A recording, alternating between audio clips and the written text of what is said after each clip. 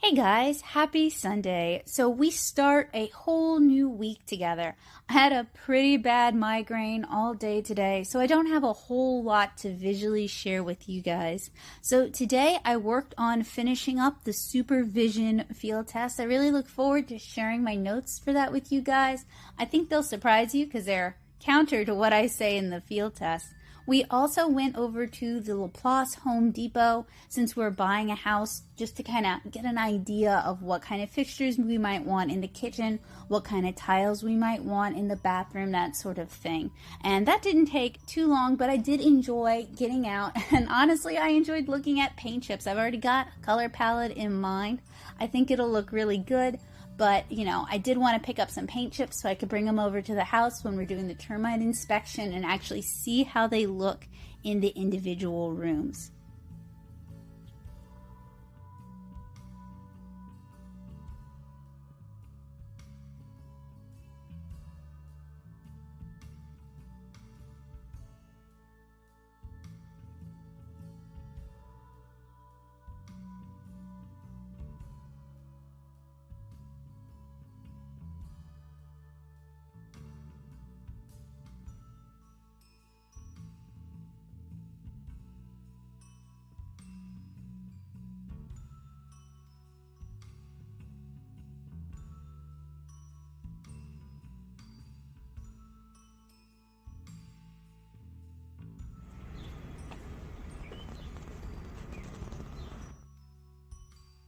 So I started listening to an audiobook of the book Bright-Sided. I'll get back to you guys with who the author is, but she sounds as bitter and pickle person as I am, so I really like her. She starts out talking about her experiences with cancer and how they try to force positivity down your throat, even to the point of excluding how you might actually feel about having cancer. And I was just so with her.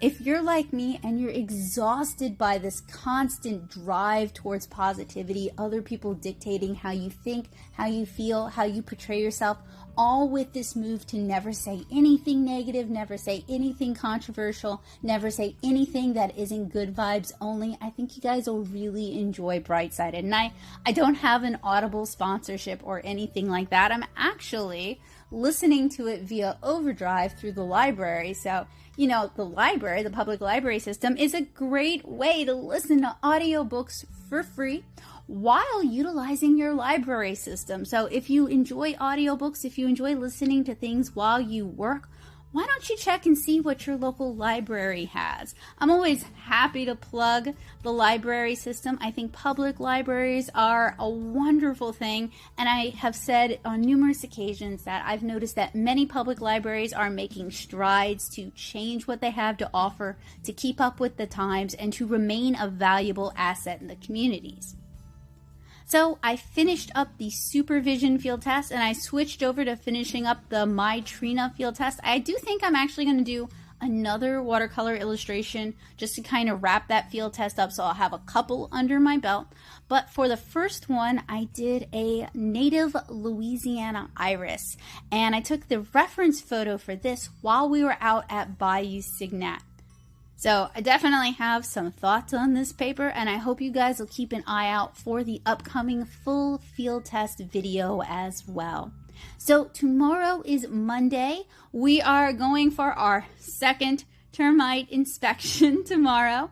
And I also have a doctor's appointment tomorrow afternoon. I'm not going to be doing a chill stream tomorrow. In fact, I think I might take a small break from doing the chill streams, mostly because they haven't been particularly well attended, and that kind of gets me down. So I think taking a break and kind of letting the dust settle and maybe allowing interest to rebuild and maybe finding some projects and some crafts that you guys might be interested in seeing, I think that might be best for me. So no chill stream this week. I'll let you know if we do have one next week.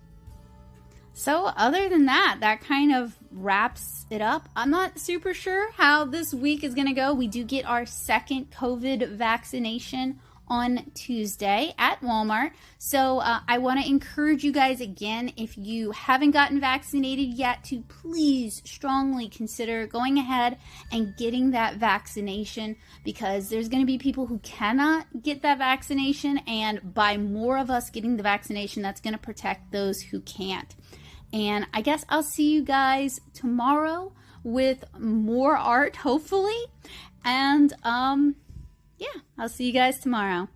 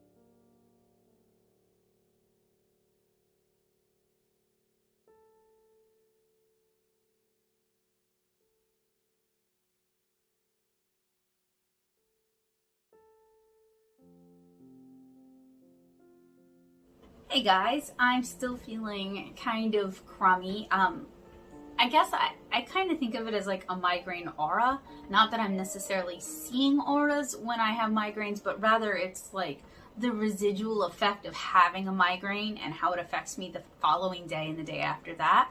So yesterday, a pretty bad migraine. Today I'm still like kind of on the edge. It's been a little bit better, but it could still very easily teeter into migraine. So today I had my doctor appointment.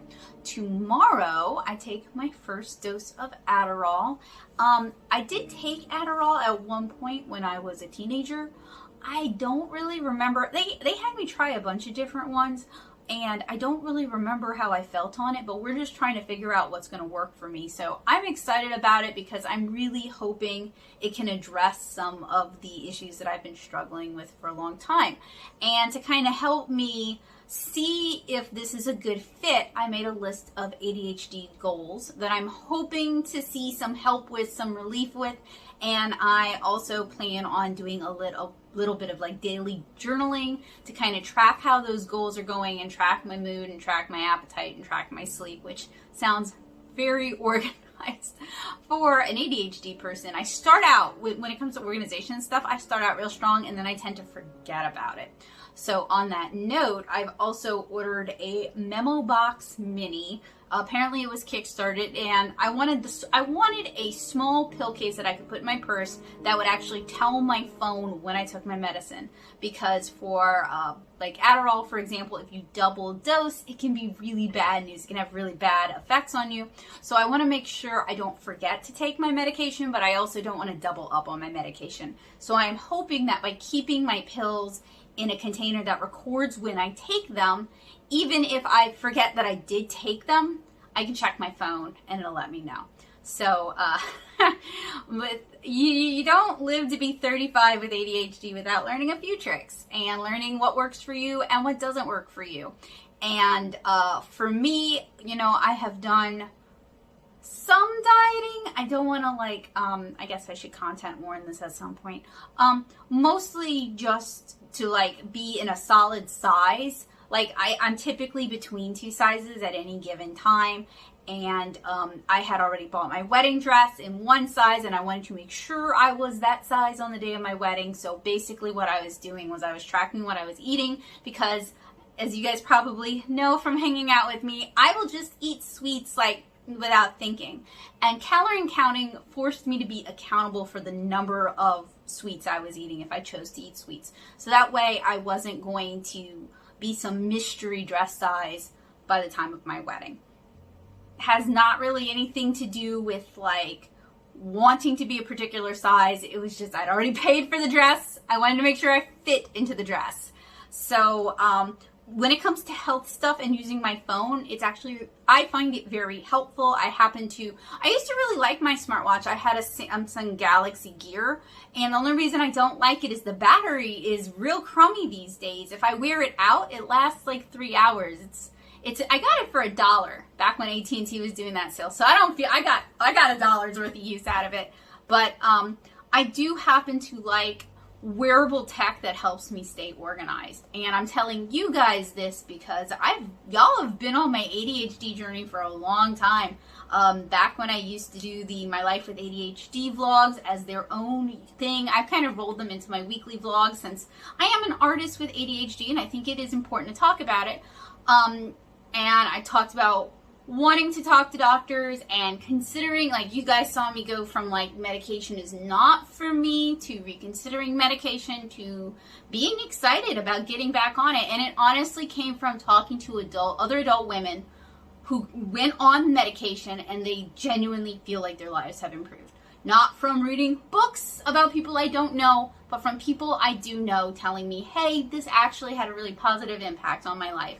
And that kind of got me to circle back and reconsider it. So we'll see.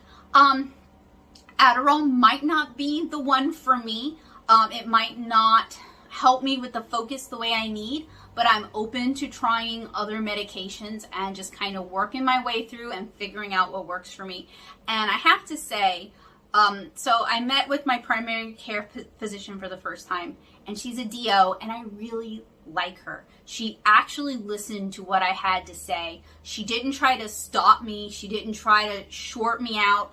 I got to actually talk about like what my life kind of looks like and things that I struggle with, and I feel like my concerns were heard, and I feel like if I have new concerns, I can actually bring it up to her, and it won't just get shoved aside, and it won't just get ignored. I think I mentioned in one of my vlogs that the number one thing I, as an adult with ADHD, who've had ADHD since I was a kid, I was diagnosed really young, the one thing I would like to tell parents is that grades are not the end-all be-all when it comes to assessing ADHD and the efficacy of the medication.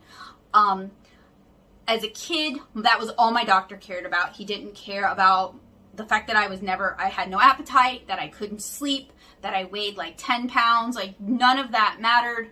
All that mattered is, are her grades good? Is she quiet in class? Good. And I felt very dehumanized because it basically turned me into a product. Is the product good? Fine, ship it. And the thing I would like parents, if you don't have ADHD yourself, to consider is your kid's happiness, how they feel. Are they stressed out all the time, or is this actually helping them? And what made me reconsider medication is how many of my friends said they were actually happier. They didn't feel like they were struggling as much. They didn't feel as stressed out. They felt happier. They had more free time because they could focus during their work hours, so their work hours didn't extend past normal work hours. That's the kind of relief I wanted from medication. That's the kind of relief I think will make my life better and will increase the quality of life and also make me a better artist. So that is the thing I would like to just impress upon you guys. If they're not happy, please keep searching, talk to doctors, talk to therapists, and find ways to help them feel happy and fulfilled. And for many kids, school doesn't necessarily do it. I made great grades, but school didn't do it for me. I wasn't happy. I wasn't doing well socially. And it was after school activities, it was extracurriculars and creative activities that really actually helped, and spending time with animals. So if your kid has ADHD or some other neuro difference that can affect their mood and how they interact with other people, it can be hugely beneficial to find an after-school program that's extracurricular that helps them be themselves. So I was in ballet from 5th grade to 8th grade. I was awful. I was terrible. But the other girls in my ballet class were really nice to me. I was the worst in the class, like, to be real. They were so nice to me, and these weren't people I'd known my whole childhood. So if stuff was going on at school, if I was being ostracized or, bullied, that didn't follow me to ballet. I had a different life at ballet. So that is also a very viable option, because in the end, it isn't about changing who we are as people. It's about helping us embrace our best qualities and be able to bring what we truly have to offer to the table. And so I'm hoping, that's my goal with the Adderall, with any ADHD medication, is that it helps me be a better Becca. It helps me be more focused. It helps me have good work hours instead of struggling to work and trying to force myself to focus, but I never can quite focus, and I'm very easily distracted, and so my work day ends up being 12 hours instead of 8 hours.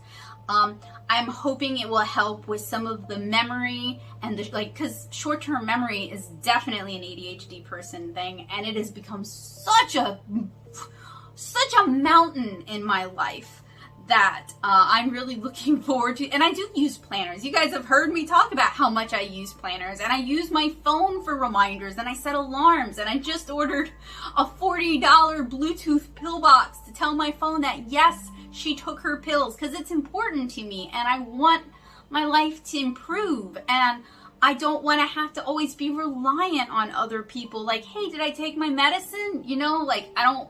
I want to know for myself, even if that means purchasing an accommodation that tells me I did it,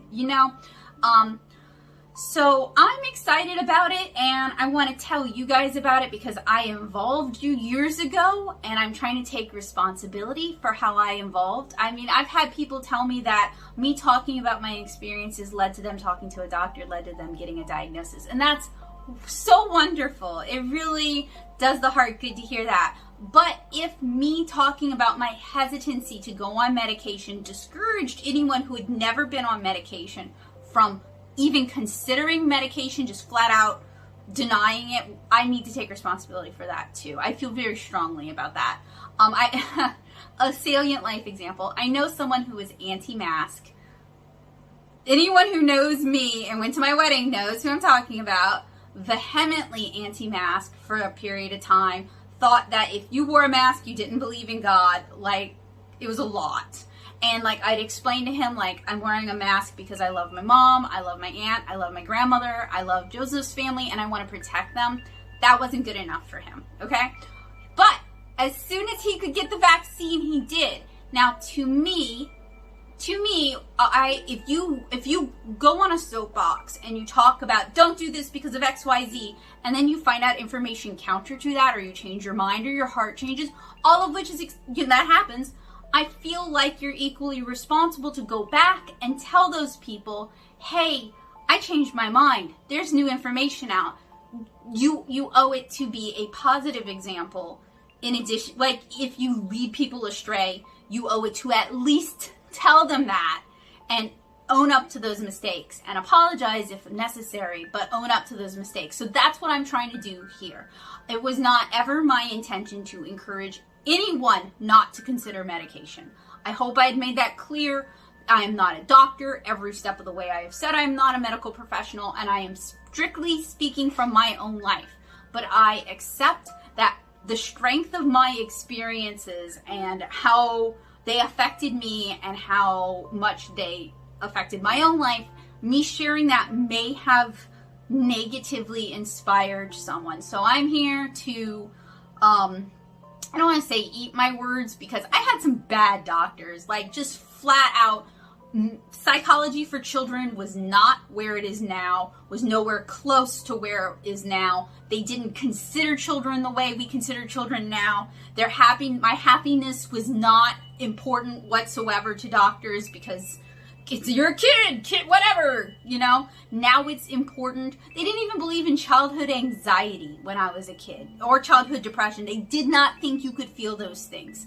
We know better now. Thank goodness we know better now, because that was awful growing up like that.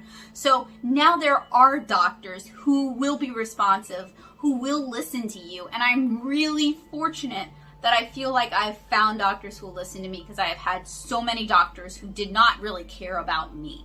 They cared about, did the medicine shut her up? Did the medicine make it easier for you to do homework with her? Did the medicine make her a neat and tidy little box of a human that we can shove in a cubbyhole? And that's what I was fighting against, is I felt like I was depersonalized. I felt like my needs were not really considered, and it was all about just shoving me into a hole that society has to fill. So I'm really excited, because I have a doctor who, that is not the point. Like, I fit well enough, I fake normal well enough when I need to, when I want to, that most people would not guess that I'm ADHD unless, you know, I let my guard down. So this isn't about getting Becca to fit into society. This is about helping Becca live her life better.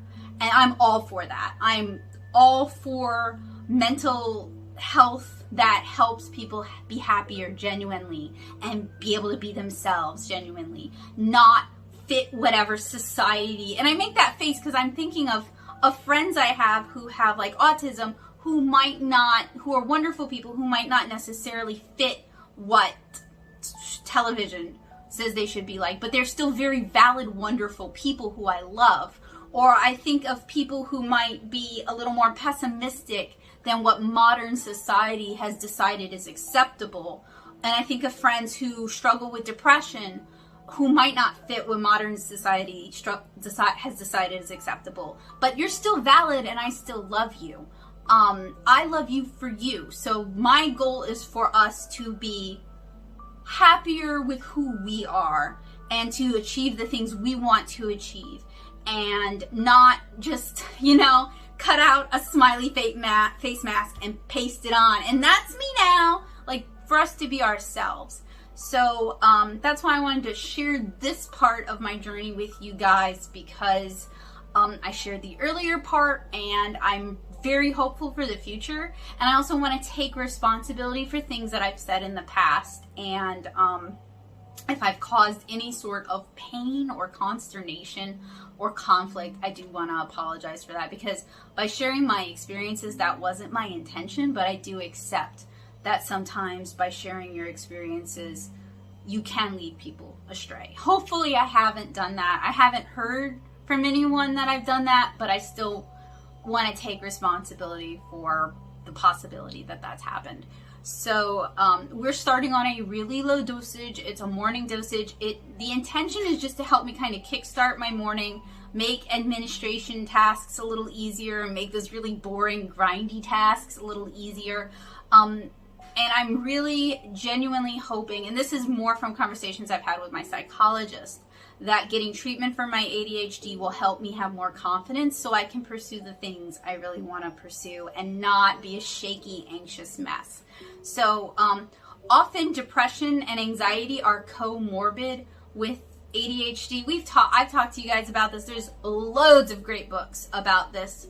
Honestly, the Ned Hollowell books are so, I didn't like ADHD 2.0 as much as I've liked his other books, but generally his books are great. And he has ADHD himself, so it's not like, it never feels condescending. And I've read so many ADHD books where it feels like they're talking about us like we're children, and they're giving advice to the people in our lives for how to deal with us, the adult children. And I think it's condescending to treat kids that way. So I certainly don't appreciate that. But his books are really great. And he talks about comorbidities. And all that means is that these diseases tend to go along hand in hand and will be there probably forever once you develop them. It doesn't mean you're going to die from it. But anxiety and depression are often comorbid with ADHD, and I'm really interested in seeing in myself personally if getting relief for my ADHD symptoms will help with the anxiety and will help with the depression. And if it doesn't, then that's something we have to revisit again. Oh, and that clicking noise you guys hear, Bowie is clicker trained, and so we use a dog clicker, and he has positive associations with it, and when we click it, he comes. But he comes when we call his name anyway, so we don't need it too much. But we use it when doing tricks with him. So Joseph is actually doing tricks with him. He knows sit, stand, paw, shake, turn, other turn, and jump. And every time he does a trick correctly, Joseph clicks the clicker, so it's got this positive connection with it. And then when he's done all his tricks, he gets his dinner. Although we're still trying to do the buttons, and he still doesn't get the buttons. If I push the play button, he'll come running. Like, he understands, like, oh, that means we're gonna play. But he still doesn't know, like, he needs to hit the button, and he will get played with. But it's been fun, you know, like, it's fun to see how much animals can learn, and I really actually enjoy training cats specifically because people act like people down here at least, maybe not where you guys live, but they act like cats can't be trained. Cats can definitely be trained. Now, whether they want to be trained is up to the cat, but I've had several cats who were at least a little bit trained. So Remy, my orange tabby Manx, who passed away a few years ago, she knew all the tricks I listed for Bowie, plus kiss, plus a couple of, she knew down, like lay down, and there was another one she knew how to do. But she would not call if you called her name, not because she didn't understand that you wanted her, but because she liked to decide when she was gonna come. But if you yelled treats, of course she'd come. And then Happy and Raccoon, Joseph's calicos, we didn't start teaching them tricks until they were like 19, and they came when you called their names. They were sweet girls, but they didn't really, they knew paw, but they did paw for everything. If they wanted something, they would do paw, and it was very cute. And they would also do like beg, but Joseph called it cute, and that was like all they knew. They couldn't do any other tricks. They just knew cute, and they would do paw when they wanted something, but not when you said it. So it really, like, I think they wanted to know more tricks, and I wish we'd started with them earlier. But Raccoon was very, very cute and not smart at all. She was all about her looks. Not smart at all. So she tried, but she failed. And Happy, who was named that because half of her face was orange and half of her face was black, and that was just the name she came with when Joseph got her when she was like 10. She was smart. She could have learned more tricks, but I feel like Raccoon kind of slowed the class down, so we never got much further than that. But I definitely think cats are very trainable. You just have to find what they want. Like Remy loved treats, but it was really more about the praise, because she would do tricks just for praise, and you had to lavish praise on her. Oh, you're so smart. You're such a good girl. And she ate it up. Whereas Bowie, he likes the praise, but he likes the reward. It could be to play with him. It could be food, but he likes a reward for that. And then Happy and Raccoon, who knows? Who knows? They liked attention. They liked praise, but they also like treats. Who knows what the buy-in was for them? But I would actually love to train or help people learn. I want to do a book eventually about like how to train your cat and it's like a graphic novel kind of book. But I would also really love to like teach people down here how to like train your cat to walk on a harness, how to clicker train your cat, how to teach your cat basic tricks. Like, it's not difficult, but it requires consistency. So you need at least one member of the family who is into that. But I think it's very rewarding, and it adds a different dimension to your relationship with your pet, and they enjoy it too. Like, but no one is forcing Bowie to do these tricks, okay? He likes to do them. No one forced Remy. Remy would show off for new people all the tricks she knew for praise. So it's not like there's any punishment for them if they don't do it. It's all reward, and cats are all about reward. So kind of like me. The more you praise me, the better I'll do. So it's no wonder I really like cats and get cats. So tomorrow is our second COVID shot. I'm not scared. I'm not a shot person at all, but I'm cool with it. I hope I get the same lady I got last time, because she was very nice and she let Joseph come in with me, which honestly, I cannot iterate this enough. I know there's some nurses and doctors who watch my stuff for enjoyment, and I'm not telling you how to do your job, but I am saying, as someone with anxiety, if you just let us bring the person in who calms us down, and you don't try to like logic with us, because we're not stupid. We know it's not going to hurt that much, and we know it's just a little needle, and we know if you don't look, it's not going to hurt. But like bullying us about it never makes it easier. If you just let us bring the person in and you just listen to what we say, like usually with me, if I know I have to get a shot, I don't like it, but I can deal with it. But if you spring the idea, oh, you have to get a shot, and I didn't see it coming, I need like 5 minutes to kind of like calm myself down. Like, there is no amount of logic in the world that's going to logic me out of the anxiety I feel. So just give me the 5 minutes, let me come to terms with it, and then we'll be good. Because otherwise I might have a panic attack on you, and I don't want that, and you don't want that. And it's not something I do because I enjoy it. It's not something I get any choice in. It's something that just happens, and I don't get to pick. But having Joseph there helps a lot. Like, I used to have, I've had some bad doctors, like I've told you guys, and bad nurses, just people who, like, their bedside manner was garbage. They were going to get in and get out as quickly as possible, and they didn't care about me as a person. I was just another number to get through. And so I have some anxiety over new doctors, because you never know if they're going to be like that or not until you meet them and you deal with them. And so having Joseph there with me helps me feel relaxed, and it's not really asking a whole lot. It doesn't take up any extra time, it doesn't take up any extra resources, but it helps me be a better patient.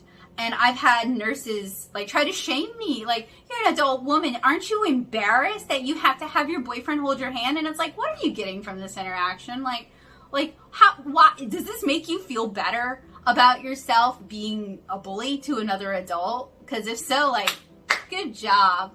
I teach adults, and I wouldn't have a problem with an adult being like, hey, I have some anxiety. Is it cool if so-and-so's here with me? Like, if it's up to me, yeah, I don't mind. Do what you gotta do. Like, I'm the same way. If I'm trying something new and I don't know anybody in the class, it is super helpful for me to have a friend or have Joseph there.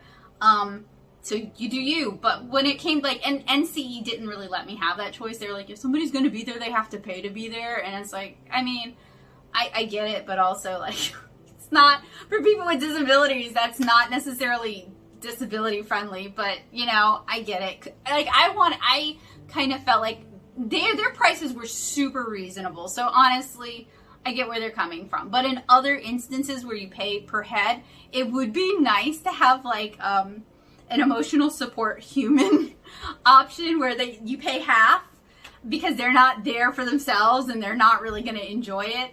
They're just there to help the person they're there with. But I feel like that would really open things up for people who have more social related mental illnesses or social related anxiety or social related depression. It would certainly make the world a little bit easier. Anyway, I sure talked about that a lot more than I meant to, but I did want to tell you guys that, especially if it inspires anyone to rethink their stance on it, because my friends having positive experiences inspired me to rethink it, and I will share that journey with you as much as is,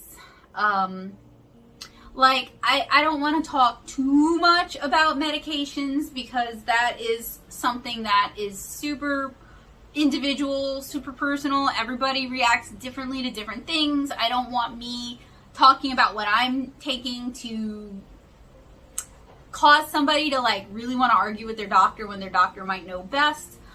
What I want to focus more on is talking about like how I feel, what it allows me to do, whether or not I lose my appetite, like that kind of stuff, just as a realistic depiction of the experience, because I feel like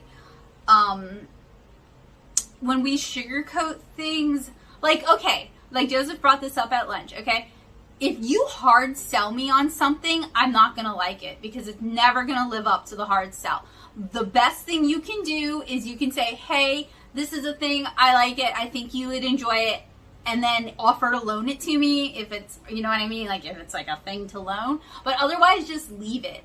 Some of the people I ended up getting along with the worst are people that my friends are like, oh, you'll love her, y'all are exactly alike, and then I meet them and to me we're nothing alike, and they don't seem to like me either. So it's kind of like two cats eyeing each other and kind of hissing. So it's really better for me if I am just kind of allowed to form my own opinion on something rather than the hard sell. Hard sells have always freaked me out because I can tell I'm being sold something and it's usually a bill of goods I don't want. And I was going somewhere with that. I don't know where I was going with that, but I guess it is to say I am not trying to hard sell y'all on anything. I have nothing to gain from hard selling y'all on something, and y'all have nothing to gain from me hard selling you on something. I guess the only hard sell I would have is that if you think you're ADHD and you're struggling, and you, like, if you think of yourself as lazy, if you think of yourself as unmotivated, if you kind of hate yourself, please talk to your doctor about it, because there's a chance that you're ADHD, and while that prognosis doesn't immediately solve anything, it allows you to kind of forgive yourself. It allows you to kind of reframe how you view yourself and how you talk to yourself. And it also opens you up to avenues of improvement and counseling and medication. But in the end, it is your choice to make. It breaks my heart when people hate themselves. It's something I struggle with. And I don't wish it on even my worst enemy. There are people I cannot stand, and I don't want them to ever hate themselves. There's a difference between self-reflection and hating yourself.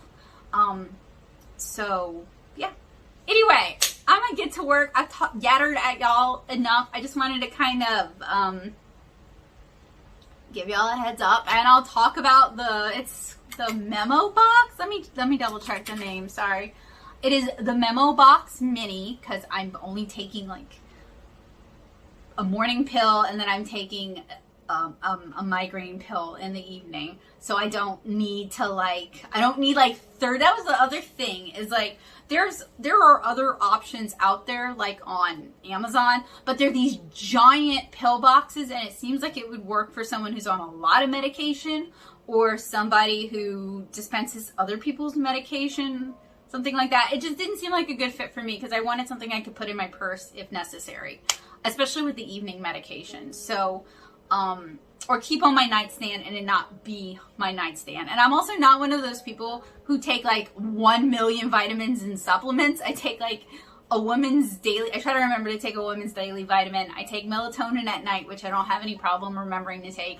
And I was taking a loratadine every day because that's supposed to help with the fatigue, but I am going to start taking a Zyrtec instead because loratadine can raise your blood pressure, and I already come from a family with high blood pressure problems, so I don't really need new ones.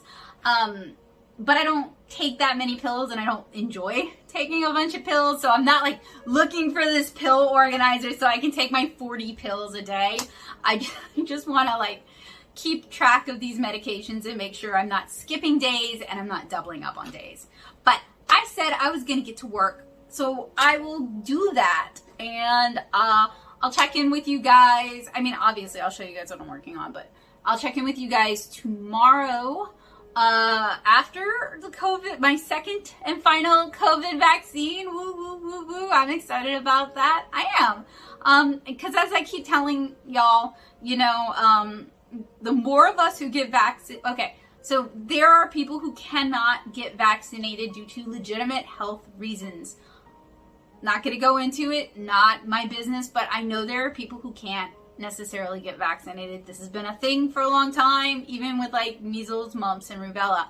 So for those of us who can, we need to, because us being vaccinated not only protects us, not only protects the people we love, but it protects the people who cannot get vaccinated. So you are doing it as a good citizen of the world and a good human being who loves other human beings. At least that's how I view it.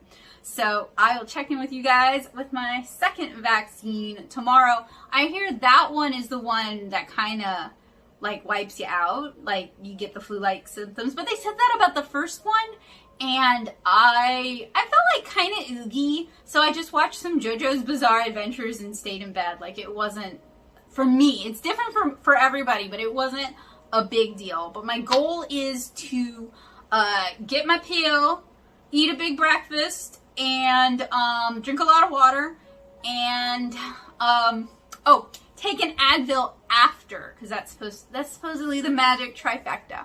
So I'll see you guys at Walmart in La Place at 8 in the morning tomorrow.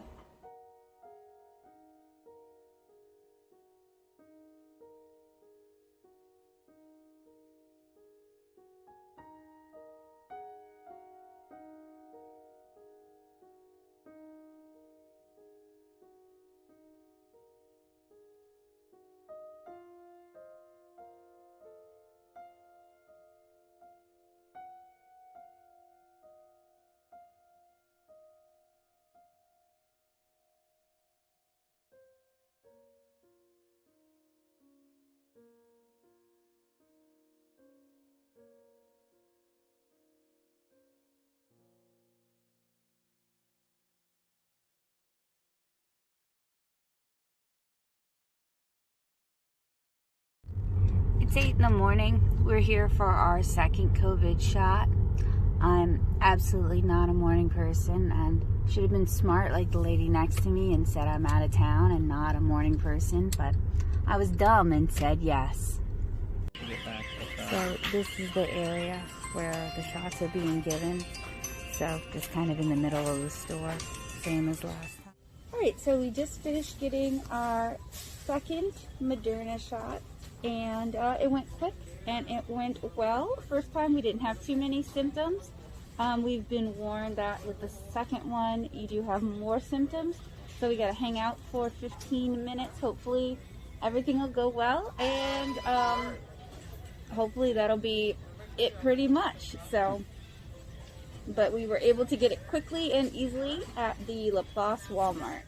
So I have the best husband, and as a little treat, he offered to get us beignets on the way home from getting jabbed with the Moderna vaccine as a post-vaccine treat.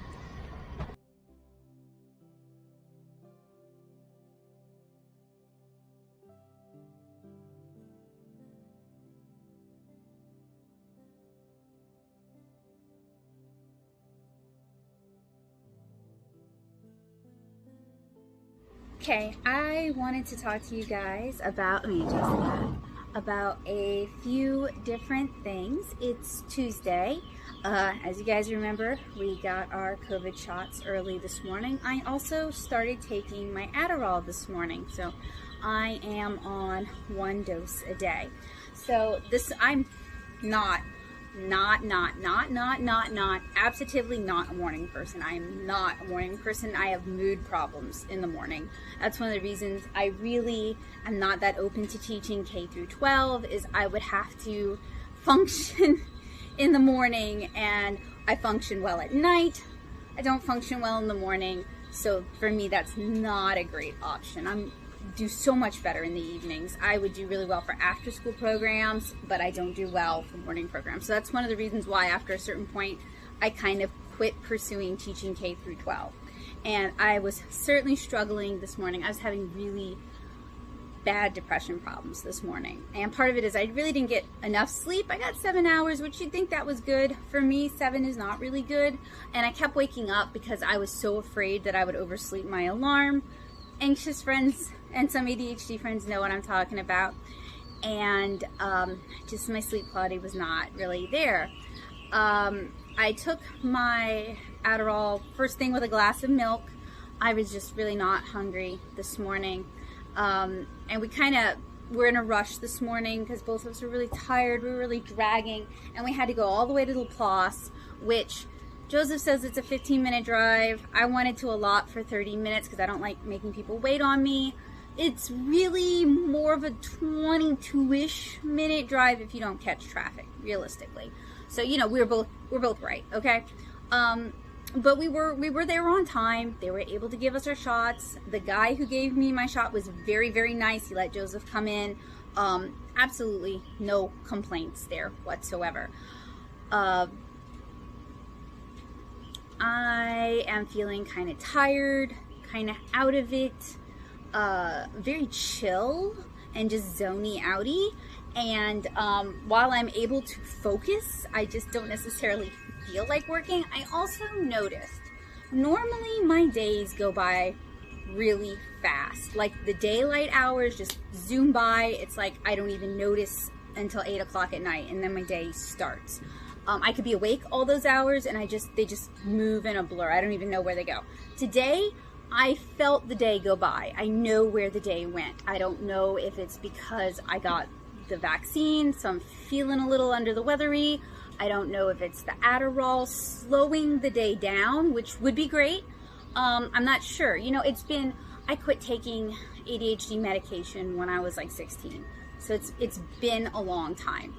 And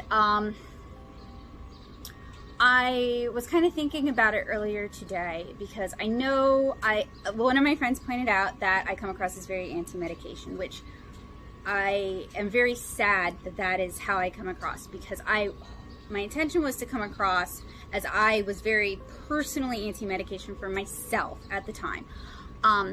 So I'm really glad that yesterday I apologized and took responsibility, because I never intended to come across as anti-medication for other people. But what I kind of was thinking about earlier today is that I wish I feel like I have two really good doctors.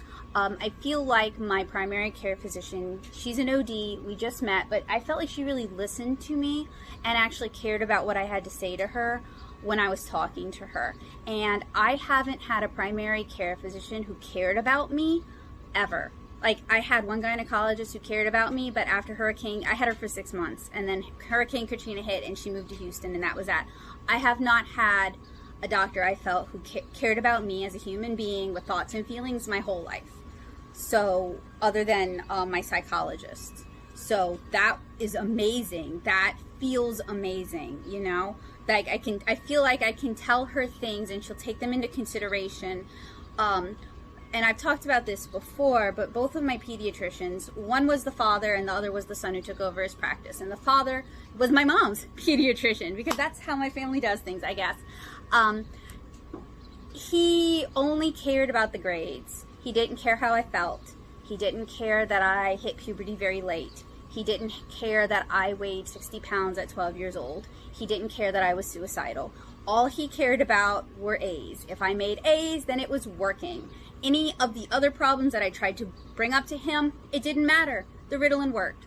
And that was the time period. But it really put me off the medication because it made me, I was a machine and the aids were a product, and I resented that because I wasn't a machine. I feel like if I had had a doctor who is like the doctor I have now then, and my happiness and my well-being had come into the picture, I would have happily stayed on medication, because it wouldn't have been, it became this totem for me about homogenizing me into a person that fits into the box society has decided I should be, and sanding off any edges, anything that makes me a unique person so that I fit into society's little box. And I resented that. I was a teenager and I resented that. And I feel like with my current doctor, it's not about that at all. It's about what would make you happy? What would make you feel like a happy person? What would make you achieve your goals? And I like that. So is Adderall the correct one for me? I can't. It's one day. And I took the Moderna vaccine, and I could not tell you, because I have been loopy and spacey and just kind of like quietly zoned out all day today. So I couldn't tell you, but at least I was able to think that thought, you know. And I keep checking, because I've told you guys before, we have a door here that doesn't actually shut. So I have to lock myself out if I want it to shut, and I'm just checking to make sure Bo doesn't sneak out. I'm not like ignoring y'all. But I do want to at least chronicle like the first month of being on Adderall, being on medication again, because I do think it's only fair, because I did all those vlogs in the My Life with ADHD series. I do think it's only fair as like a bookend to that, as like an addendum to that. I did so many vlogs where I was talking about being a person with ADHD and the things I used to compensate and the things I used as accommodations, but I wasn't utilizing medication at the time, and that was my choice as an adult. And I was not advocating that parents ever not medicate their children. That was not ever what I was ever advocating. I hope that is crystal. But I also know there are a lot of adults who actually struggle when, okay, so the thing is, for a lot of people, especially for women who suspect they may have ADHD, it can be a challenge to get a diagnosis, because there are still some adults, some doctors who believe that if you can function being a very nebulous word here, because it's society's definition of function, which is all about appearances and not actually about how you feel about yourself. If you can function in society, then you must not actually be ADHD. Not every doctor feels like that, but there's still some doctors. So it can be hard to actually get a doctor willing to test you on it. And it's like a 10-point test, and I think you have to hit, gosh, for kids it's more points than for adults, and I know I hit like 9 of the 10 points, but I forgot how many points you have to hit, but I have adult female friends who have said their doctors wouldn't even test them on it. They had to find another doctor.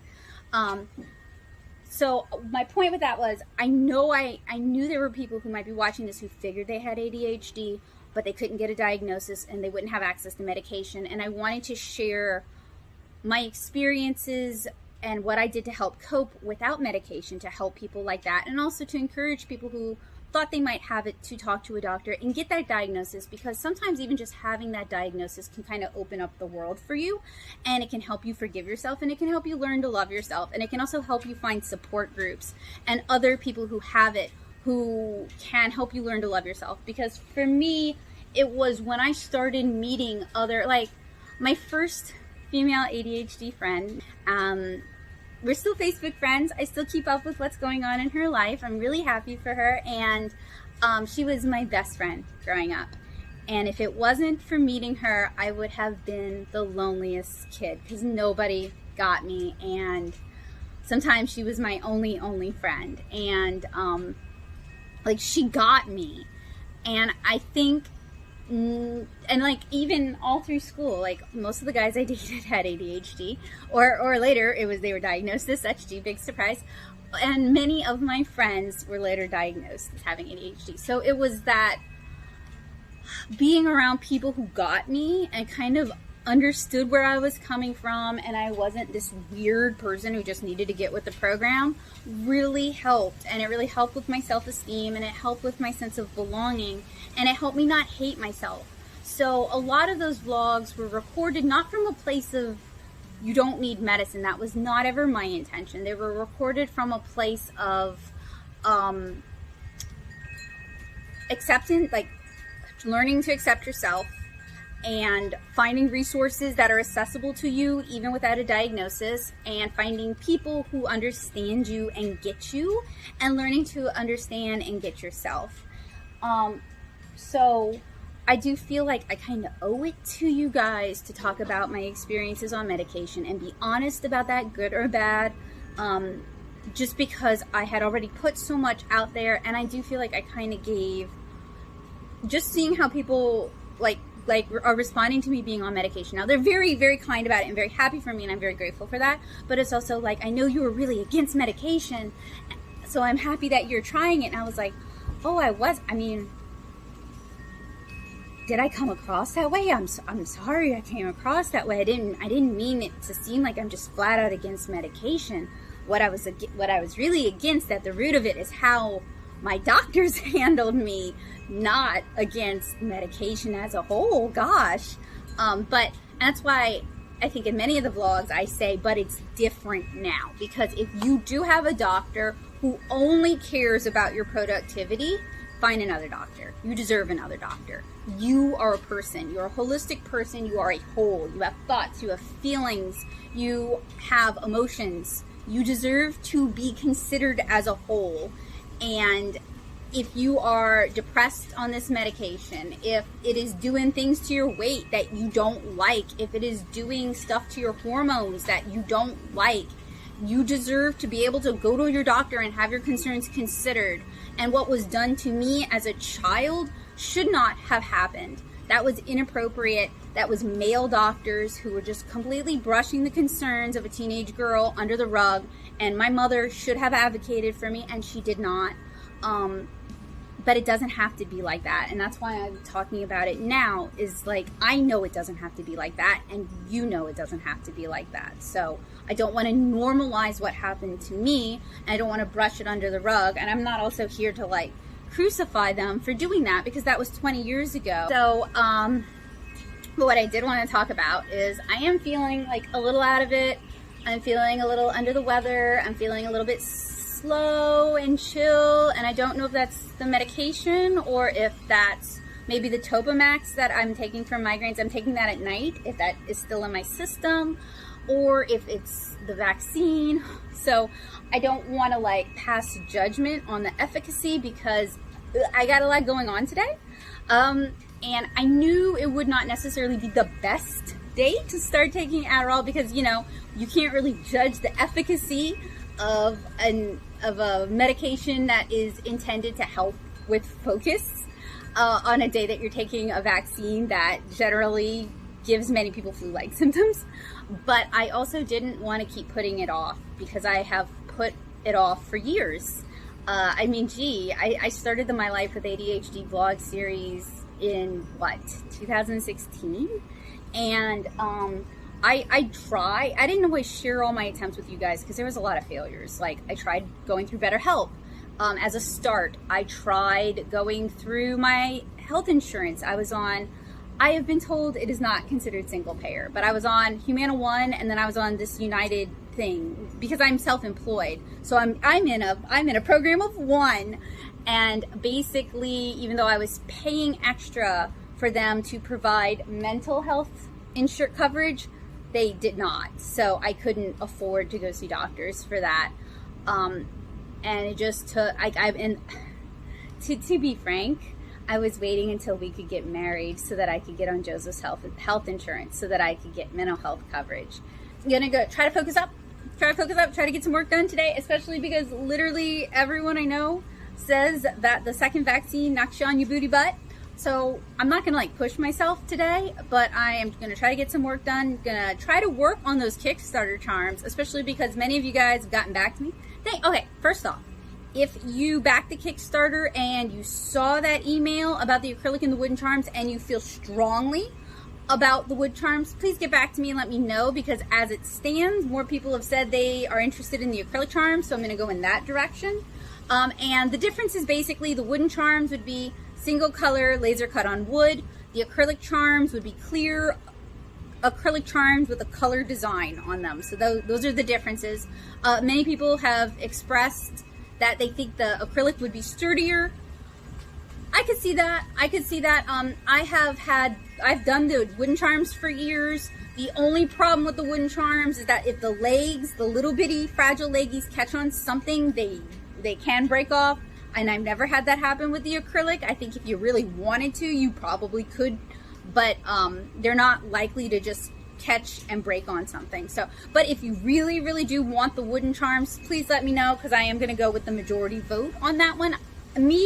I think the color is going to look better, is going to be more engaging, and I just happened to find a supplier that could do it at a good price point, so that's why I kind of rethought that. So yeah, please let me know if you feel very strongly in favor of the wooden ones, because if not, I'd like to do the color ones. So I'm hoping to work on the inks for that today. And I also want to do some watercolor painting for the Maitrina Fieldtest.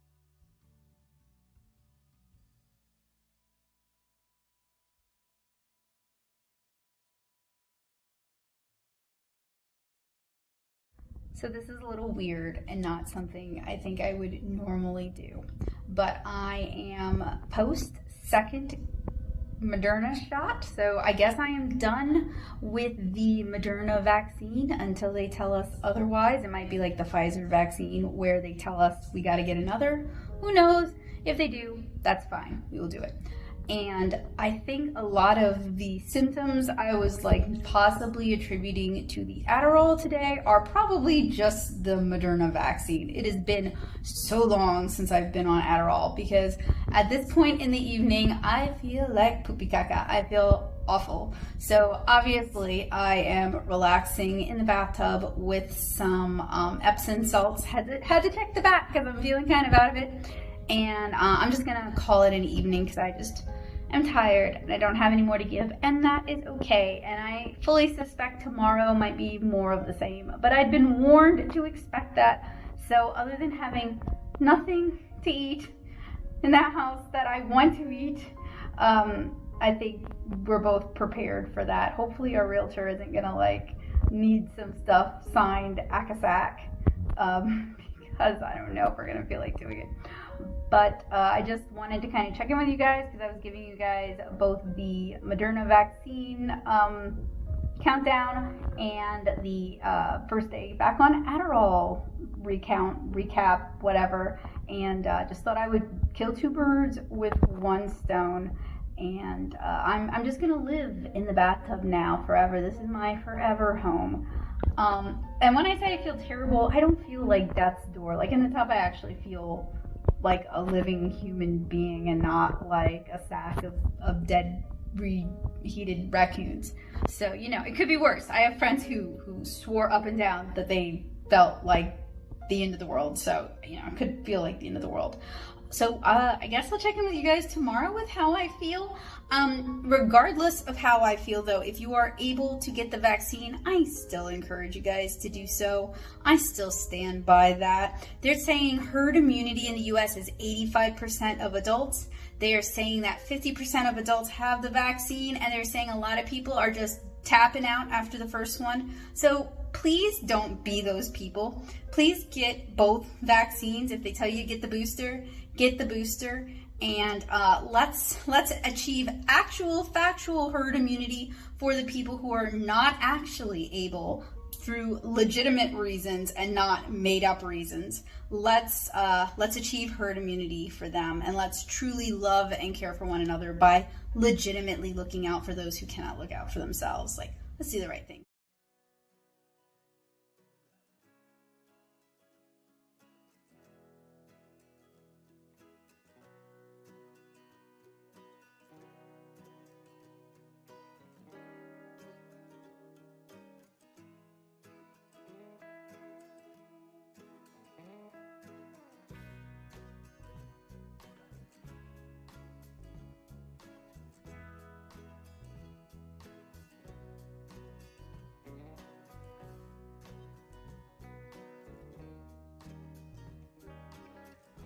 Hey guys, happy Wednesday. I'm proud of myself for remembering, because all today I thought it was Thursday, and I know I look kind of bad, and I don't care because I got the Moderna, the second Moderna vaccine yesterday, and while I felt okay yesterday, I felt like death warmed over all last night, and I slept super poorly. And I am just happy that I feel 70% right now. Like, I am functional. I don't feel great, but I don't feel awful, and I'm not running a fever, and I'll call that a win. So we are all about the small successes here on Natto Soup Studio Art and Process channel, right? Right. So this is my second day of Adderall. It was a real good decision to start taking Adderall the day I took the second Moderna vaccine. Actually, it wasn't really a bad decision. You got to start sometime, and starting is better than not starting. It's just, if you're trying to like track something, you usually want to eliminate external variables that can change the result. Also started taking Topamax on the same day, actually the day before, so who knows. But I have noticed that the Adderall kills my appetite and it makes my stomach sour, and I remember Ritalin and Concerta and Adderall doing that as a kid. I remember not ever wanting to eat unless it was like garbage food and fast food as a kid, and now I remember why. The only thing, my stomach was sour all day. I kept like looking in the fridge and like being like, oh, I don't want anything. Joseph brought me a smoothie, which, thank you so much, Joseph. You are a saint. And that helped, but that was just so I could take my medicine, you know, like it wasn't like food for all day. And eventually I ended up making Velveeta mac and cheese, because that is literally all I wanted to eat. Going on Adderall has caused me to regress to my past self. Who knew? And it actually went down okay, and I don't actually have like the sour stomach, and I don't want to throw up. So I asked on Twitter if people have recommendations for foods that seem to sit well, even for people, if you're on Adderall, for foods that seem to sit well, because it's a known nausea is a known side effect for me. It just makes my stomach really acidic, and I already have heartburn problems, and I don't want to start not eating, because I already forget to eat. You know, that's not a good thing. I don't want to start not eating. That was a major problem in my childhood. I don't want to revisit those days. And I liked my relationship with food. I used to love food. Like, as an adult, I love food, and I don't want to lose that. It brought me such joy, and I don't want to not love food anymore. But the major consensus, it seems to be like starchy foods. Like, I'm getting like a lot of potatoes, crackers, pasta, things like that. And I'm usually not a starchy person, but maybe I will become a starchy person. And the other major consensus seems to be like, eat before the meds. Don't eat with the meds, eat before the meds. So I'm not a breakfast person. Like, I've never been. I don't like eating first thing in the morning. Like, I usually don't want to eat until I've been up for 2 hours. So I'll try. We'll see. The way I kind of see it going down is when my Soylent comes in, I will probably like drink half the Soylent, take my meds, and then finish the Soylent, and we'll see how that goes. I'm going to give it a week of trying to solve the problem using common sense myself, and then if that doesn't work, I'm going to talk to my doctor about it, because it is definitely one of those things you don't want to just mess around with, you know? Especially because I had kind of a fraught relationship with food as a kid. Like I said, I just wouldn't eat. Like, I wasn't hungry, so I just wouldn't eat. So I don't really want to fall back into that. Gee, I have not noticed that it's improved my focus. It could be the Moderna vaccine. I could just be foggy-headed from the vaccine.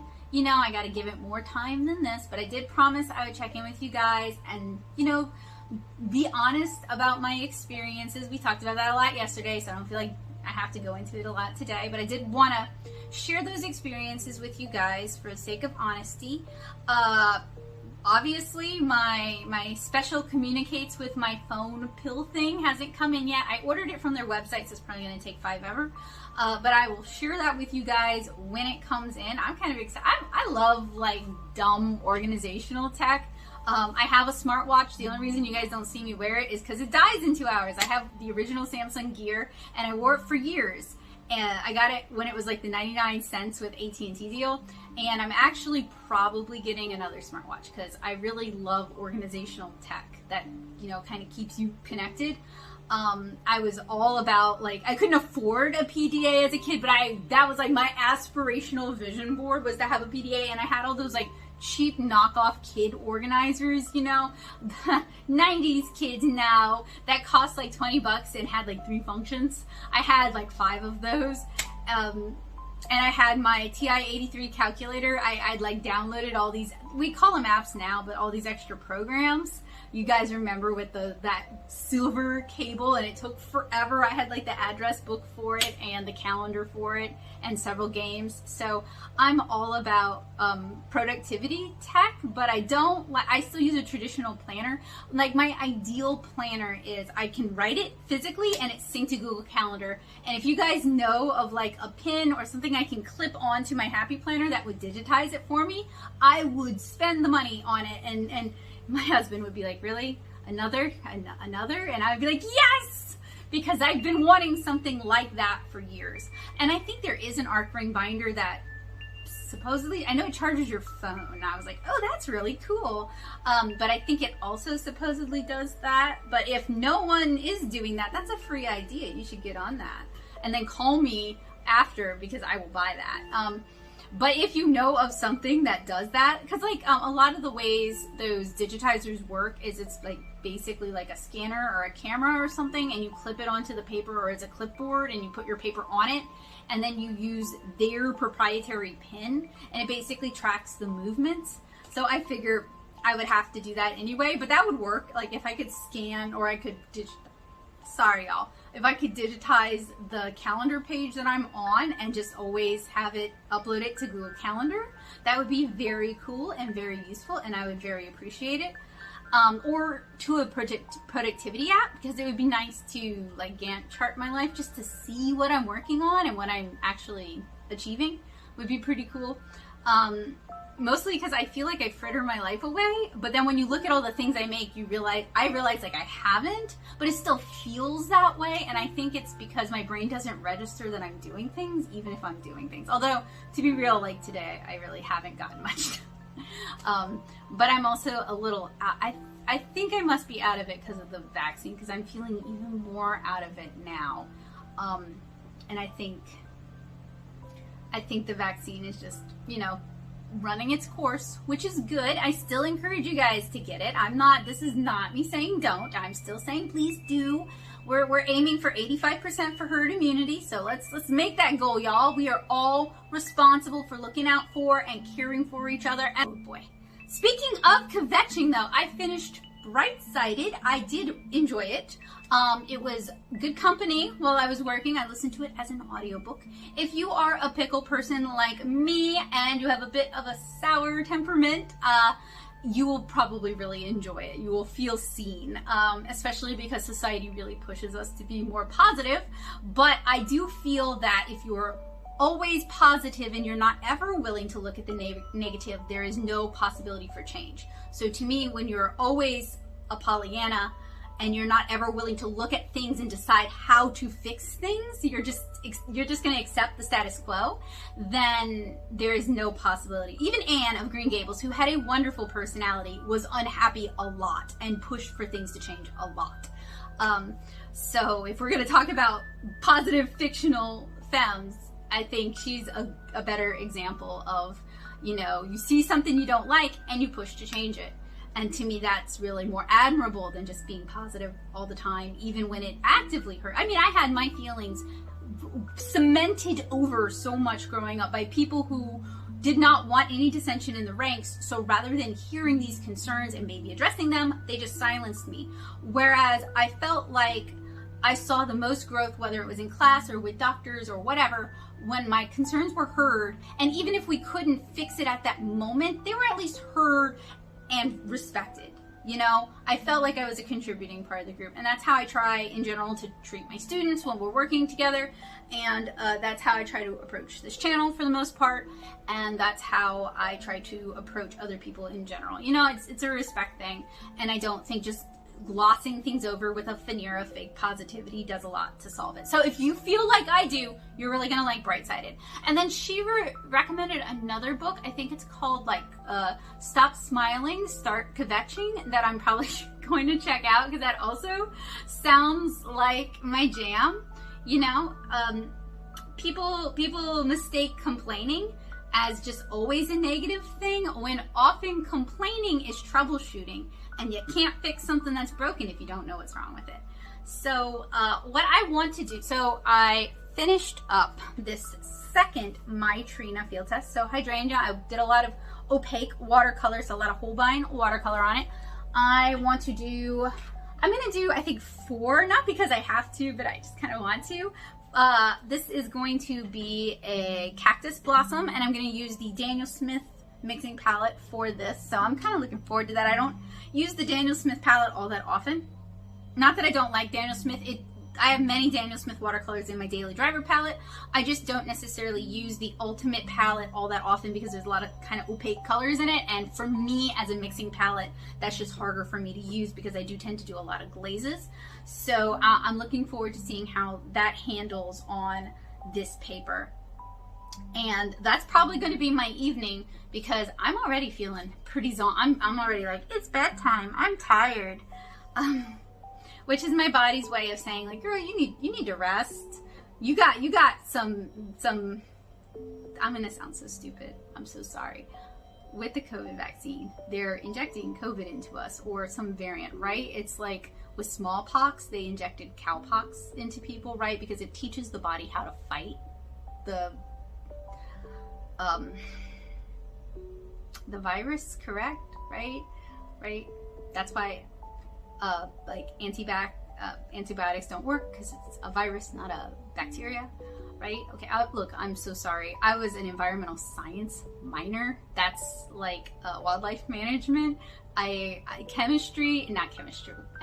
Virology and microbiology are not really my strong points, and I just don't listen to This Week in Virology enough to know, so I'm so sorry for my ignorance. I'm not trying to spread misinformation, so I'm sure someone educated will correct me. And so yeah, I'm probably gonna paint and then probably gonna go to bed. It hit Joseph a lot harder than it hit me. I mean, he was sick most of yesterday afternoon. He was super sick all last night.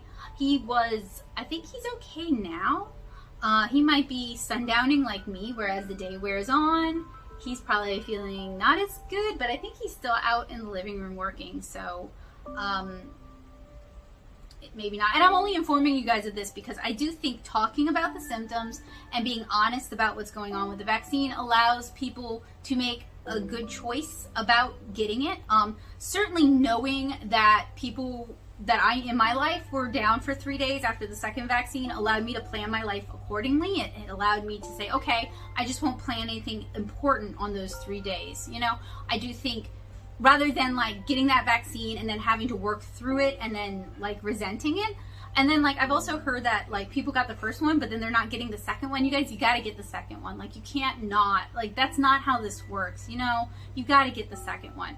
But my concern is like if you got the first one and then you got super sick and you didn't realize you were maybe going to get sick from it and you're like, oh no, I can't afford to get the second one.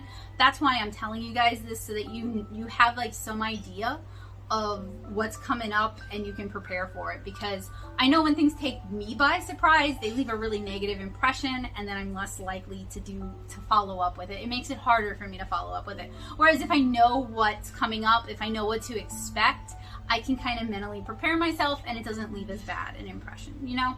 So that's the only reason I'm really like going into all this with you guys, is because I feel like it's important, and I also want to normalize it, you know? Especially because like I see like on Twitter, like people are complaining about this like I don't follow this guy's stuff, so I don't know, but this popular podcaster is telling people not to get the vaccine, and they're giving a lot of energy to this dude who is telling people not to get the vaccine. I guess he broke their heart. I guess they liked his stuff until he said that. And like I understand that, but to me I would rather, and this is not me being positive, it's just I don't like giving attention to people who like do the wrong thing. I would rather just ignore them and give attention to people who do the right thing for the most part. So like for example, I would probably be like, yeah, it's not cool that he did that. Here's a podcaster who is pro-vaccine. Listen to them instead, and then just focus on that. That's how I would handle it, you know? So like listen to This Week in Virology, y'all.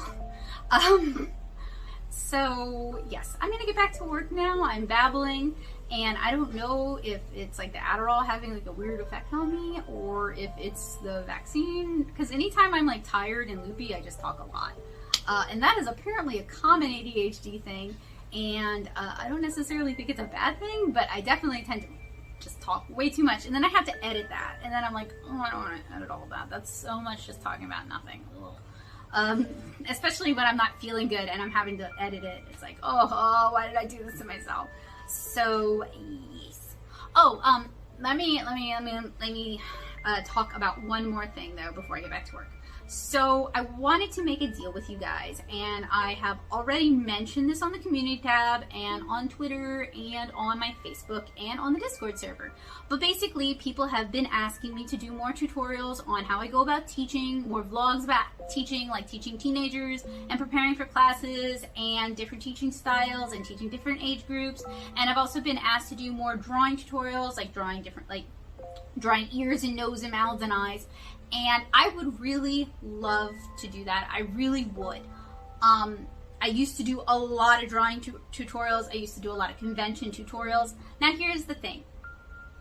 Tutorials on my channel, as you guys have heard me complain, do super poorly, do worse than anything else. And nothing on this channel does super well, but they do worse than anything else, embarrassingly bad for how much work goes into them and for how much care and attention has to go into them.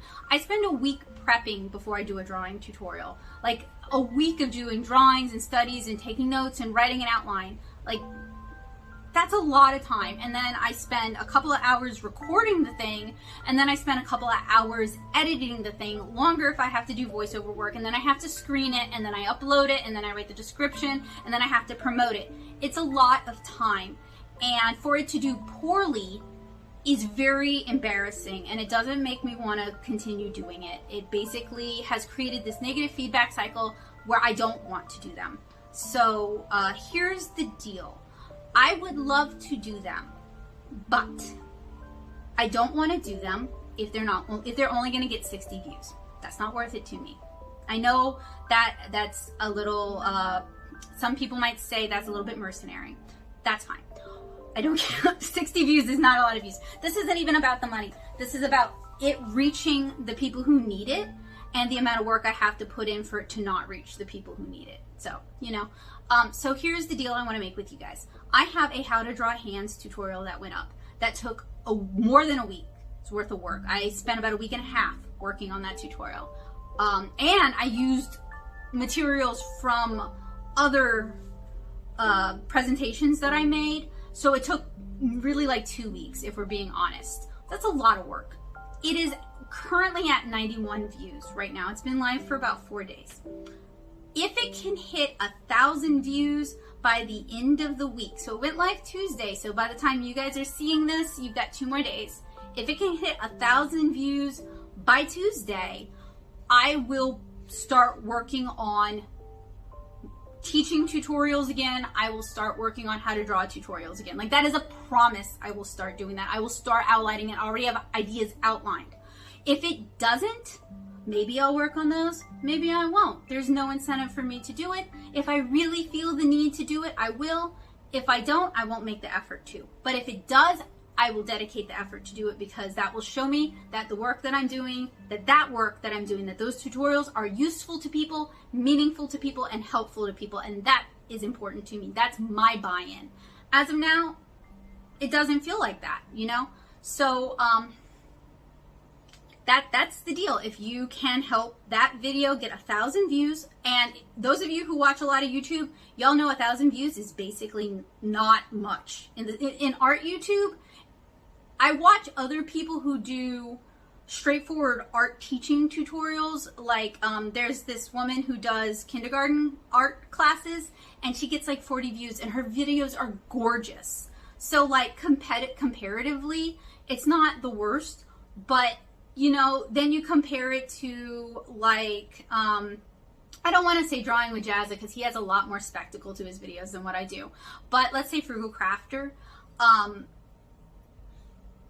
1,000 views is not a lot to ask at all. So that's my goal.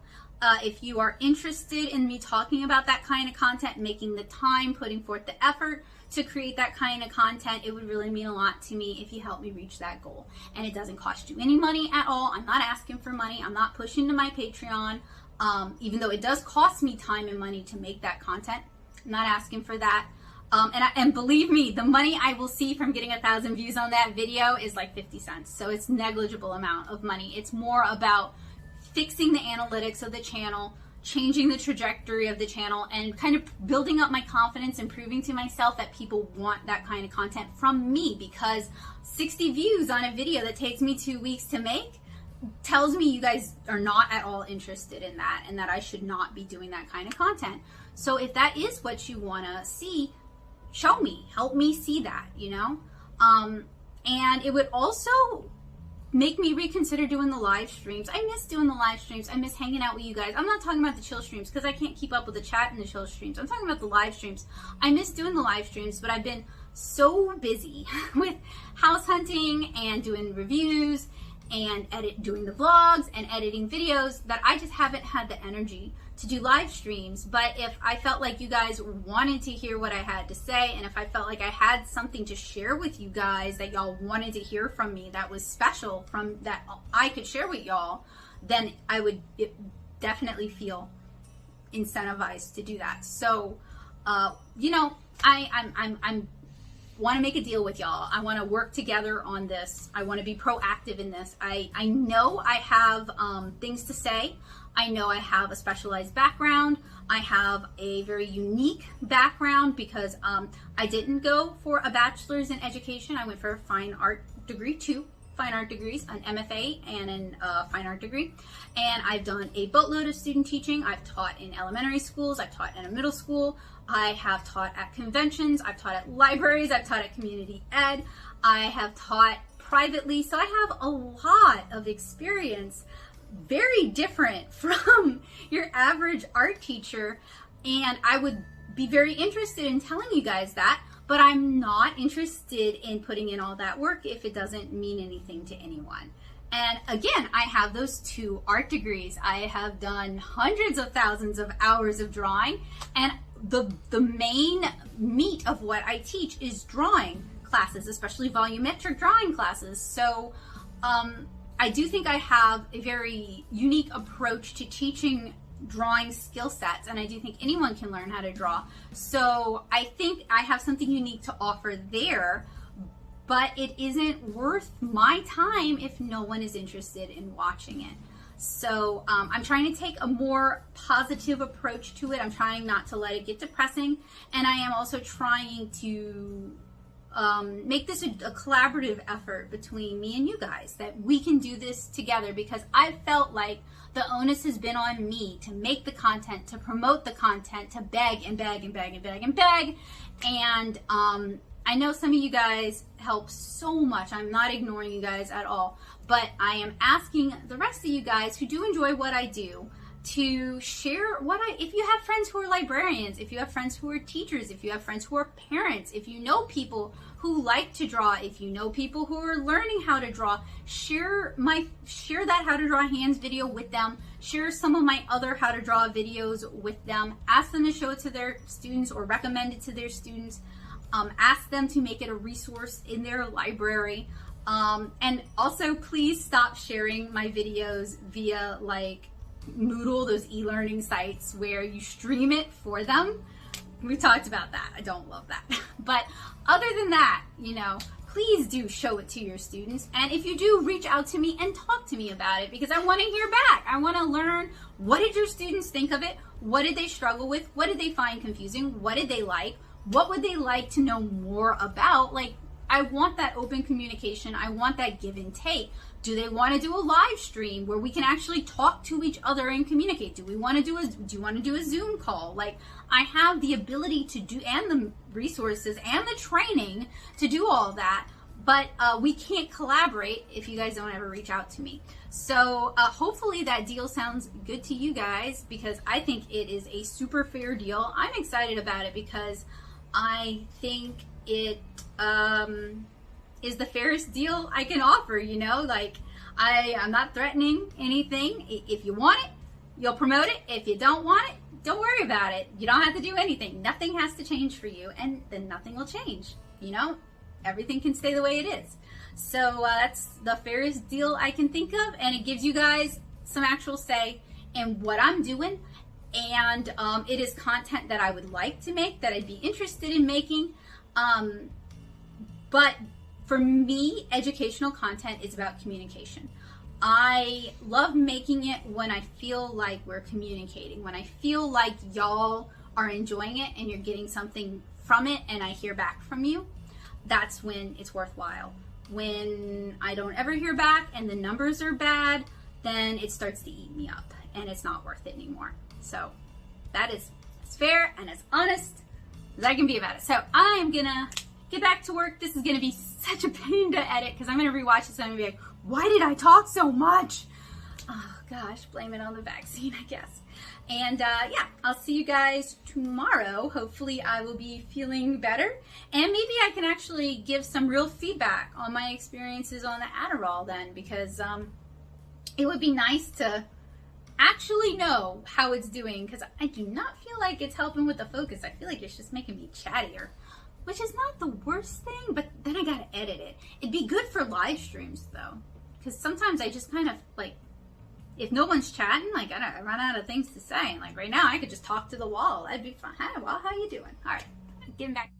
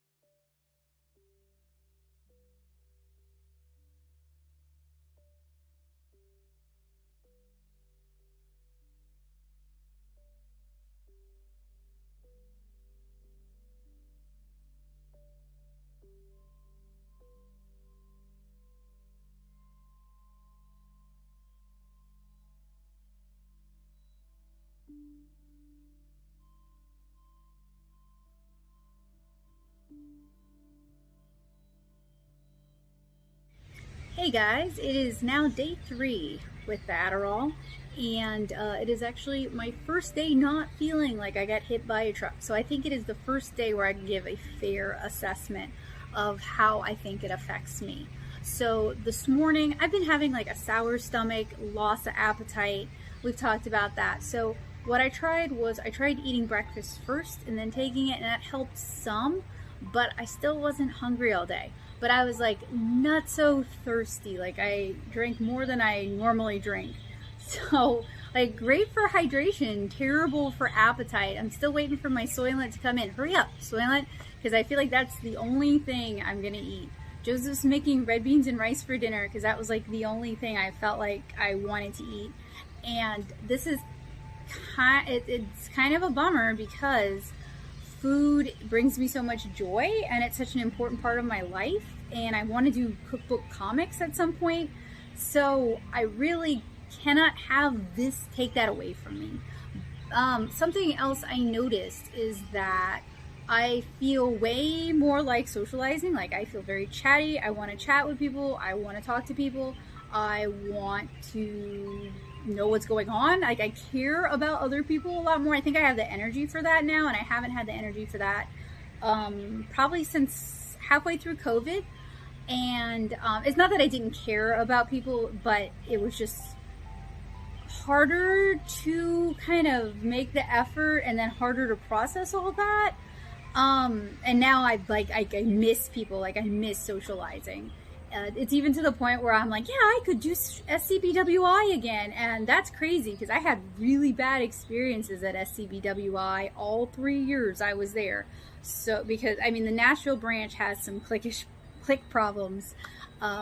So, you know, the fact that I'm like, yeah, I think I could tackle that again is really impressive.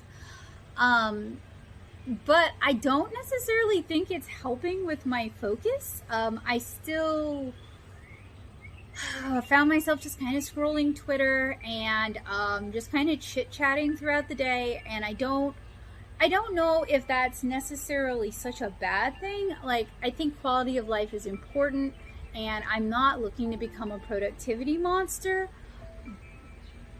but I'm also like, if it doesn't address the focus issues, then it's not doing its job. And I'm on 10 milligrams right now, so it's a pretty low dose, but it's already like killing my appetite. But you know, Adderall is not the end all be all either. Like there's multiple medications, and I feel like I remember Adderall not, I have to ask my mom about this, because for me as a kid, they were all a blur. They were all I get good grades, but I'm miserable blur, you know?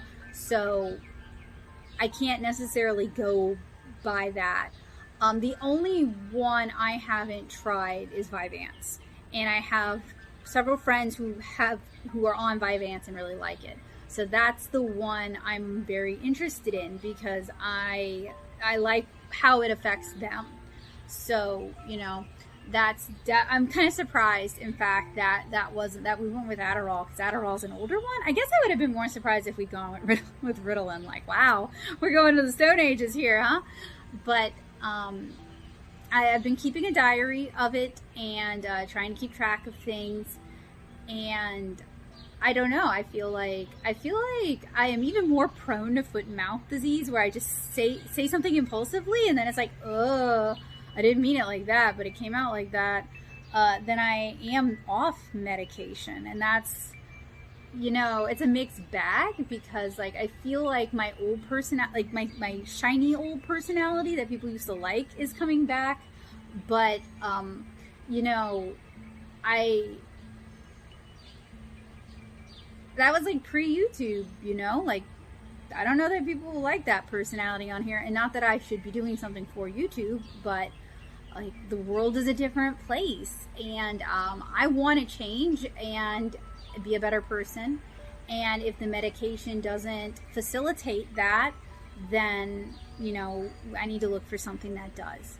And I don't know, I want to give it like a month. Like I want to give it like a good amount of time. I want to give it a fair chance and not just like brush it off. And when I say, you know, give it a month, I mean for this particular Adderall, you know, like I'm not like saying I'm just giving medication a month and then that's that. I mean, like, I've been doing it on my own for so long that I think it's only fair that I give medication an at least equally long shot, you know? Especially since I have a doctor who actually seems interested in working with me and being interested in what I have to say. So today I finished up, I've been doing a lot of Maitrina watercolor field tests, and it's partially because they go kind of quick. Like when I'm editing them, I know they're going to go kind of quick. So it's not really enough for a full video necessarily. So I need a few of them. And partially because they're so tiny, you know, I wanted to have like something to show besides this tiny little thing. And partially because I love doing flower art. And whenever I do one, I want to do a bunch. So I'm doing my final one tonight. So then I can actually wrap that up.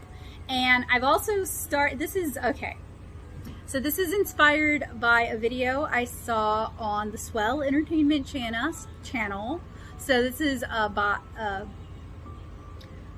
sorry, foot and mouth disease. Give me a sec. Usually I refer to stuff by the channel name, not by the creator name, unless I know the creator. But the creator was also talking about how when people contact her and they don't call her by her name, it weirds her out. And I feel the same way when people call me Natto Soup. When they're talking to me, it bugs me. But if they're talking about my videos, I'm okay with them calling me Natto Soup. So it's like this weird thing. So like I'm all hung up on that. Okay, so like her name is Amanda, but her channel is Swell Entertainment. And she did this video on following that checklist of Instagram, like what Instagram wants creators to be doing in order for them to kind of beat the algorithm. Business Insider basically took what was already released online and then put it behind a paywall. So she was referencing the Business Insider one, but oh, I'm sorry, everybody mows their lawns. The weather's beautiful. It's just an excuse to be outside riding your lawnmower. Rainy Loon had released this information like about a year ago, I want to say. And, you know, artists had known about this for a while. It made its rounds, and like a bunch of artists were like, that's a lot of work. That's like a full-time job. We can't do that on every social media. And it got kind of blown off. I think some people probably did it and some people kind of blew it off, especially after they were like really pushing reels, and people were like, I can either make art or I can make reels. You pick one. And I know some people are like really leaning into it because they do digital art and they're using Clip Studio Paint and Procreate, so that has like a time-lapse feature, so that kind of helps with like you can release that as a reel, you know. It doesn't do the art for you, but it does some of the time lapsing for you, which as someone who has to edit her own video, that does help. Wow. So like a lot of artists already kind of knew about it, but it was interesting to see a non-artist try it and what their results were. And that made me decide, like, I actually want to try. Like, I had not tried it really. I'd already, like, the summer before, I'd already been kind of doing that before they released Reels. And then when they released Reels, I was just like, I'm not going to do that because, like, at the time I wasn't even doing TikTok. I was already kind of like struggling to do like with my YouTube channel, you know, like it was like I'm already doing enough. But I was doing like IGTV and I was doing stories and I was doing regular updates. But then when they released Reels, like my engagement tanked, and that's because Instagram is like penalizing creators who aren't using Reels, and they want us to use all the features, okay? But they really want you to use Reels because they really want to compete with TikTok. So, you know, I don't love it, and I kind of was like, I'm not gonna do it because I don't want to encourage it. But I'm at a point now where I'm like, you know what? I have more energy. I wanna engage with people. I wanna talk to people more. So I'll give it a shot. Like I'll try it. So I've decided I'm gonna do this for a month. I'm actually recording a video about it from an artist perspective because I think it'd be interesting, you know? I'm not a big artist, I'm not a popular artist, so I think I have a lot in common with people who might watch that kind of video to see if it's worth their while. So it's gonna be recorded like poop, because everything I do is recorded like poop. Because I don't like recording my screen and then editing it, so I record it all on one device, which is not always great. Actually, I use two devices, two phones, yes. And wow, I got so caught up in how bad some of those segments are going to be. I'm a traditional media gal, and when you do traditional media, you don't have to worry about screen capture. So, but I thought it would be helpful and interesting, and like either it's going to work or it's going to be middling results, or it's going to work, but it's going to be too much work and not really worth it, or it's going to work great and I'm going to end up liking it. And I'm open to any of those, but I already kind of set some goal, they're not personal goals. They're like what I'd like to see the outcome as. And they're either or outcomes. So I'd either like to hit 10K followers, because that actually allows me to share links in my stories, which would allow me to promote my comic, to promote my not Instagram store, to promote the content I make here. So maybe more people will actually watch the full reviews. That would be hugely helpful. I know some people use that to promote affiliate links. I'm not interested in doing that. I do use affiliate links, but that's not, I just want to like promote the full video or promote my comic, you know? I would like to attract the attention of agents and editors who do professional kidlit and graphic novels, like they represent publishers. So I'd like to do more paying professional work. And sometimes having a bigger online presence can help them find you and can help them see that you have an audience that's interested in you. So that would be very beneficial. And I mean, maybe I'll grow by 5 followers, but those will be 5 followers who are all editors who want to hire me. That would be worth it. Or I would like art supply companies to take me seriously and want to work with me. Right now, almost every time I do a review, I tag them when I post it on Instagram, and I never hear it. They don't even like it. They don't even share it. They don't care about me at all. So it would be nice if they at least shared it to their stories or something, you know? So if any of those 3, I could sure rant about that. Like that, to me, that's kind of disrespectful, you know? Like I'm a customer, and this is an honest review, and I paid for the product. At the very least, you might want to check out the review and see if it's something you want to share, and if it's positive, share it, you know? Not every review I create is negative. I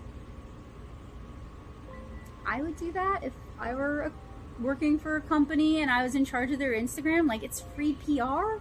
It's free content, and like my channel is more popular than some of their brand pages. Like, some of their brand pages are not popular at all, but okay. Anyway, I mean, it's like I'll scratch your back, you scratch mine, in a way that isn't skeezy, but anyway. So yeah, if any of those goals are met, I'll consider it a success. If none of those goals are met, then it is not a success. If all of those goals are met, then it is a resounding success. But it might end up being like, I sat down today and I made a calendar of like stuff that's already going on in my life, like already scheduled events, like my webcomic updates on Fridays, right? So I should promote my webcomic updating on Fridays on my Instagram. Stuff I can already, or the channel updates on Tuesdays and Saturdays regularly, or like chill streams or on Mondays. Stuff that's already going on that I can kind of utilize for that. And it already looks like a very busy schedule, but we'll see, you know. Some of that work, past me's already done it, and I want to try and batch some of the work, so I'm not constantly, my goal is to have the work done ahead of time, and I just have to hit post, you know. I don't want to have to do too much scrambling that day, especially because I was looking at my analytics, and in the video, I don't know if it's like a vlog. It's very informal. I don't want it to be a how-to. I guess it's kind of like a vlog or a I try. Maybe I'll call it an I try. It's a challenge, that is for sure. It's like my spring Inktober. I try. That's a good one. I like that. I show like my analytics, and I'm not good at like figuring that kind of stuff out. I think that's probably part of the ADHD, is I'm not super good at very subtle signs, and analytics for me is like a subtle sign. But I look at like what people are hitting like on and what they're engaging with. And honestly, the biggest #1 sign I saw is when they introduced Reels, everything went down just across the board. It didn't matter how long I spent on the art. It didn't matter how many hashtags I used or what hashtags I used. Everything went down for me. So that's another reason to try doing this and see if I can kind of fix my analytics a little bit. But, I mean, the Reels are going to be the hardest part for me, because I could do 60 seconds. 30 seconds is such a challenge, I can't talk. I mean, I talk too much as it is. This is 14 minutes, and I've talked about ADHD and Instagram, right? Like, that's 13 minutes. It's like we went and got a coffee and caught up. But I definitely, like, when I was making the calendar, I definitely started feeling kind of overwhelmed because, like, oh, that's a lot of stuff. But now that I'm thinking about it, it's like, that's a lot of content I've already made. I just have to see if I still have it and kind of repurpose it, which does take time. Like, it takes about an hour to repurpose content. So it's not negligible, but it's not an entire day. But like tomorrow, for example, I want to get my mom a new smartwatch for Mother's Day because she loved her Samsung Gear. We got them at the same time. We both got them for 99 cents when AT&T was doing that deal. And I'd like to replace it for her because I know she likes it and she'd like one that's smaller and more like jewelry, and I'd like to replace mine as well. So we were going to go look and see if we could find something we like better, and then I was going to order them online and try to get a sale. And I think we're supposed to meet at noon, but that's my like ideal time to post. That's when like people check my Instagram. So starting a challenge on a good foot. I can't drive and post is the thing. So we'll figure that. I'll figure that one out one way or another. I always start these challenges on such a good foot, but that's what's going on. And I was saying in the challenge video, I wish YouTube would just say what they're, oh dang it, dog. I wish YouTube would just say exactly what they're looking for in terms of what kind of content goes viral. Because I mean, I have like some people have kind of been very honest, which I appreciate. And it still sounds like a lot of stuff I'm not going to do because it's like commenting on other YouTubers, which I'm not going to do. I mean, if they came over and we were talking and they were part of the conversation, I guess we could talk about it if they want to, but I'm not going to ever do that. I'm not going to like ever dunk on other artists. Like that's not what I'm here for. That's not the community I want to be part of. It's not the vibe I want to be part of. I mean, I'll talk about, you know, stuff that's important, like sexual harassment and some of the skeezy stuff that goes on at conventions, because I think that is important to know about so you can protect yourself. But I am not ever going to like stir up tea about somebody, especially somebody I don't know. That's not what this channel is about, and that is not my place. As I've said a million times, I will forever get on a company's back about something they did poorly, but I'm not going to get on another artist's back. So, I mean, that's one of the things that tends to take off that I'm just never going to do. All right, I'm going to go inside because Gracie,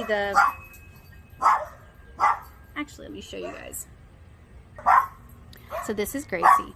She is my landlady's dog. They adopted her from, she originally came from, I think she was rescued from like a dog fighting operation.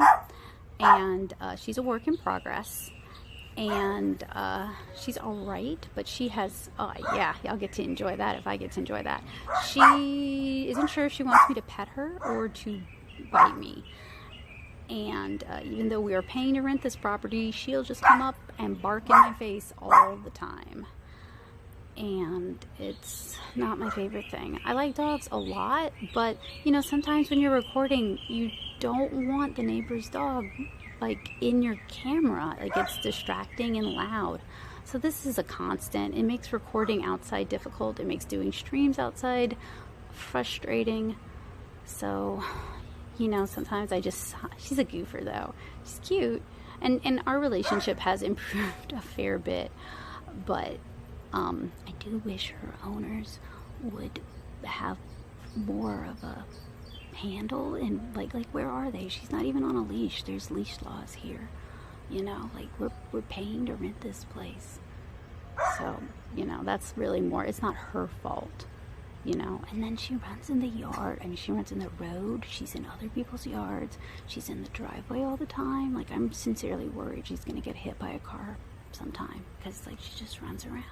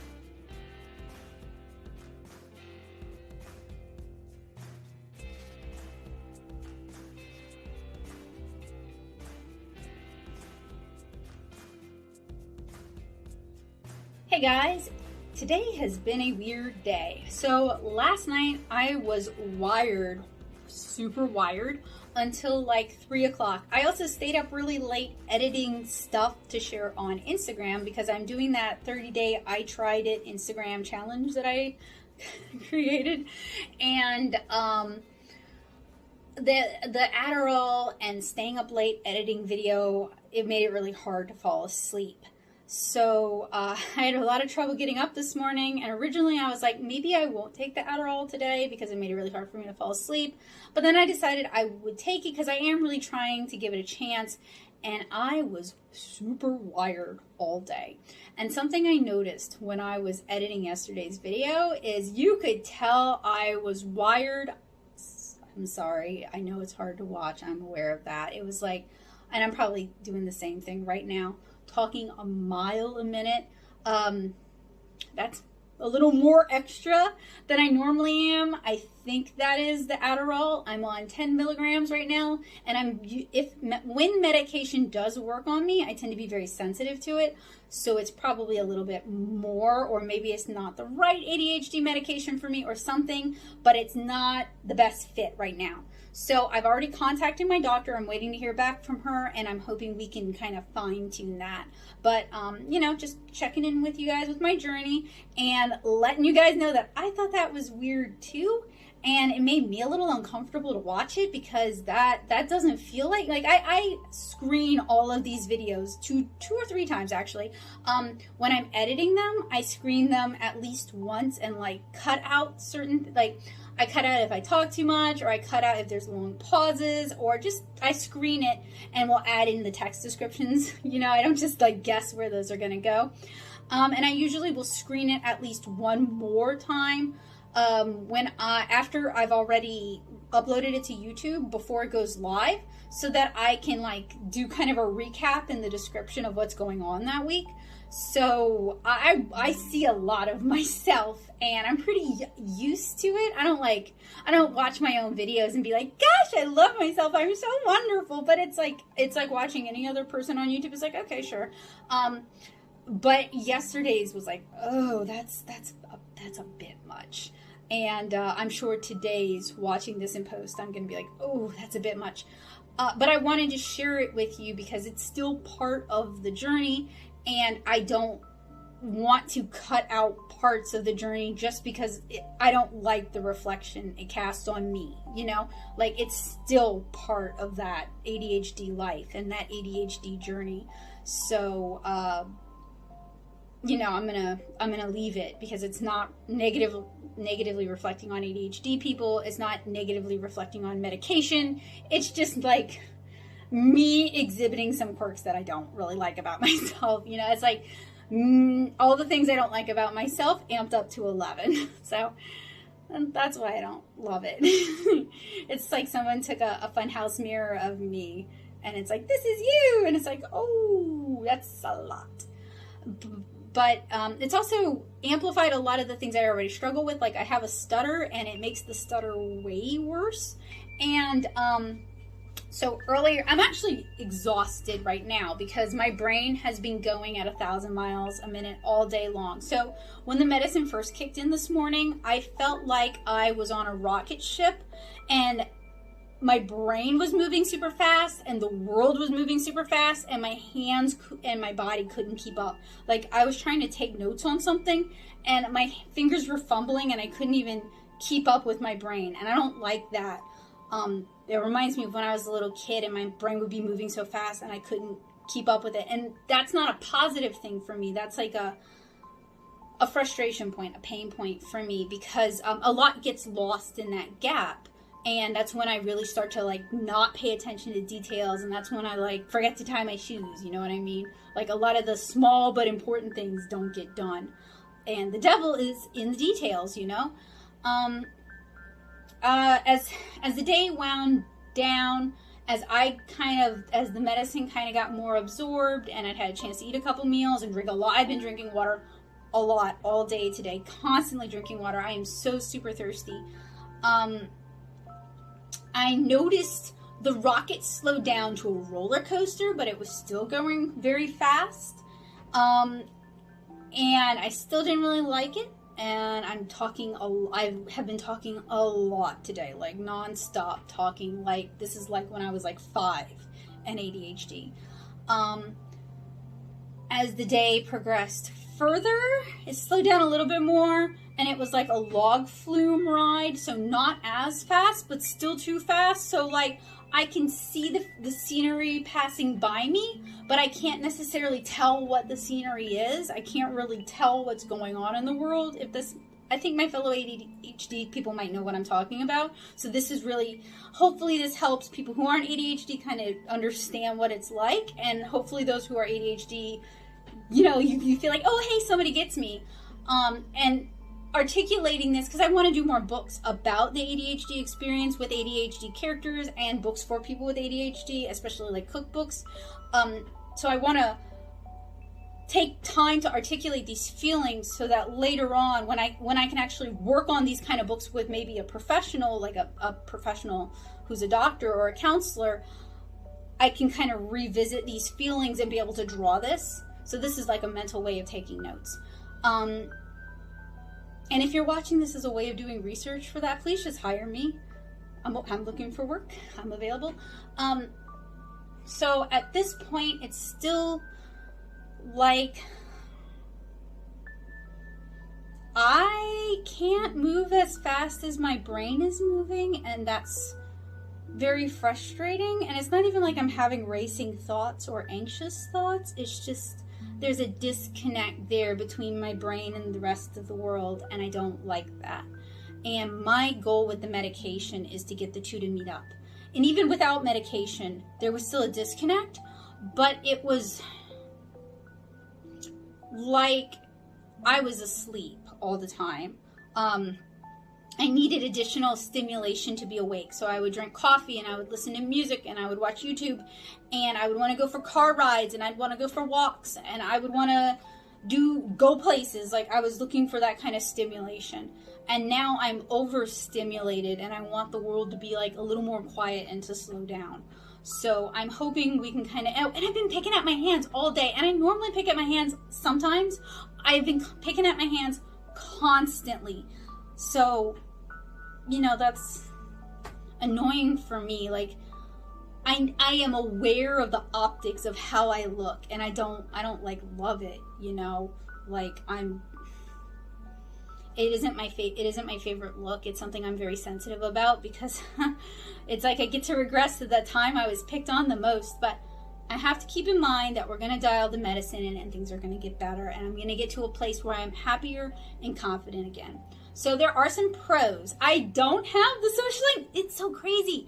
I'm on the meds and I don't have the social anxiety I used to have. It's like poof, gone. I'm like, I want to socialize. I want to talk to people. I would talk to strangers. I would talk to a fence post. Like, it doesn't matter. I want to socialize. And I like that. That was something I've always liked about my personality is I know at my core I'm a very friendly and somewhat extroverted person. And it's more external trauma that has made me kind of shy. And that's one of the causes of my depression is that I'm meant to be more extroverted, but life has made me afraid of that and not, oh boy. But then being on too much Adderall increases my impulsivity and makes it much harder to rein that in. So I'm actually spending a lot of energy trying to rein in my impulsivity. And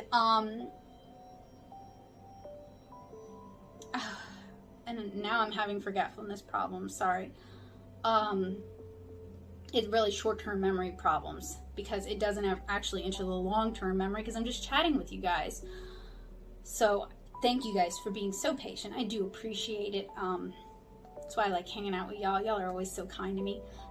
Anyway, gee whiz, we were talking about wanting to be extroverted, not having the social anxiety that I normally have when I'm off meds, but I do have impulse control issues, which I don't normally have when I'm not on meds. So I'm afraid that I might say something in my more gregarious form that might come out the wrong way because I'm not being as careful as I normally would. But fortunately, I've just been seeing family and they're pretty understanding. it does also make me more optimistic and more chipper, which is good. I like that about myself. So I'm hopeful that, I'm just kind of retracing my thoughts and looking down because it helps by eliminating external stimuli. So I'm hopeful that when we either find the right dosage or the right medication, things will be really good. And that's what I have to try to remind myself, that, you know, when we get to that point, things are going to be a lot better. Like, there is hope, and we just got to get there. And this is just a weird day. And it's so hard when it's mental health stuff, you know, because when it's physical health stuff, well, you have a crummy day, okay, you can go to sleep. But when it's like, this is physical and it's mental, and it just ends up consuming all of you, you know, and you can't escape. Like, I can't go to sleep because I'm too wired to go to sleep. So it's just it's a lot. And I know, like, even being around me is a lot. So I don't feel like I can go, like, hang out with other people and distract myself either. So, oh boy, I hope we can get this tuned in soon. So tomorrow, I am not going to take the meds. I'm an adult. I can make that choice. This is like too high a dose for me. I wish my doctor had gotten back to me. I contacted her before 2:30. I'm a little disappointed that she didn't get back to me, because it would have been nice to hear from her, you know, whether I should or I shouldn't. But yeah, I'm not taking them tomorrow. Can't do that. But if you are underage and you are in this situation, I really, really, really, really advocate that you don't take the situation into your own hands, that you find an adult that you trust and you talk to your doctor about this. Even if you have to, like, call them up and talk to them, because it's really important. And while I can take responsibility for what happens to me, I'm an adult woman.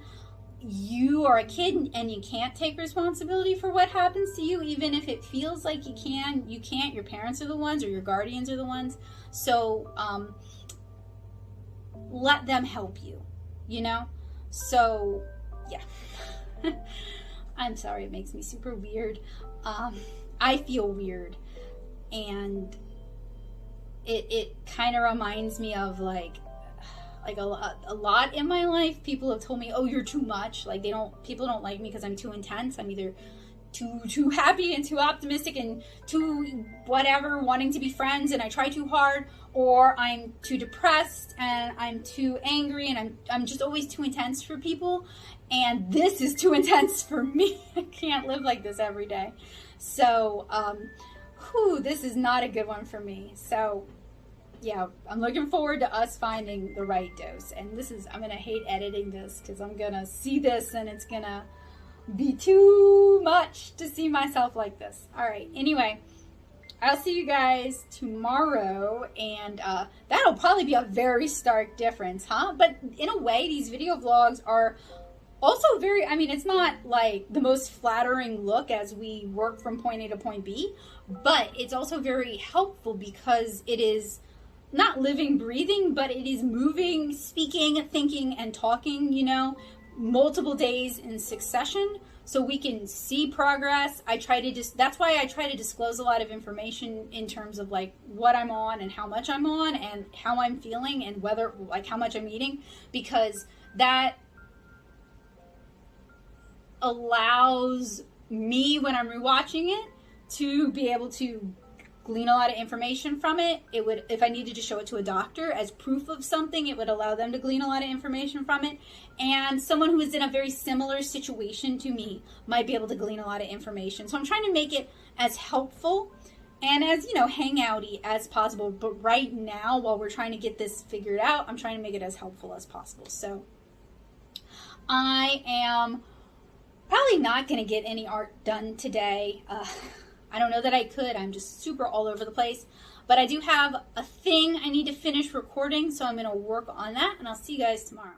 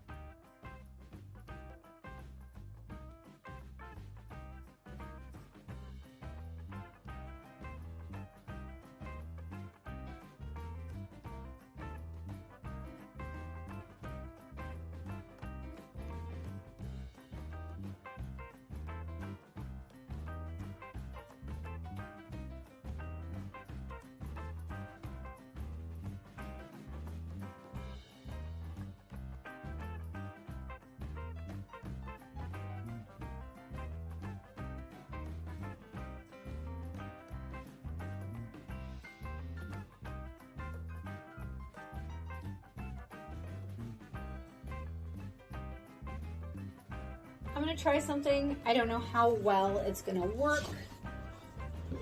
I'm going to try penciling this and talking to you guys. I did not take the Adderall this morning. I did take the Topamax last night. I'm kind of starting to think it might be the Topamax. That's the thing that's causing the really weird reaction for me.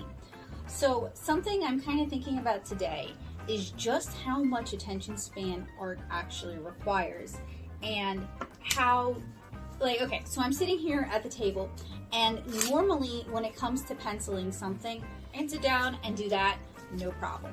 It takes about an hour, sometimes 2 hours if I need to, and it's a bigger piece and there's multiple characters, I might break it up into several days if I don't have, you know, if it's like something I'm doing for fun and I don't necessarily have the attention span to do it all right then, I might break it up into, you know, over several days. But art really requires a lot of attention span, and for people who are neurodivergent, it might not always be there.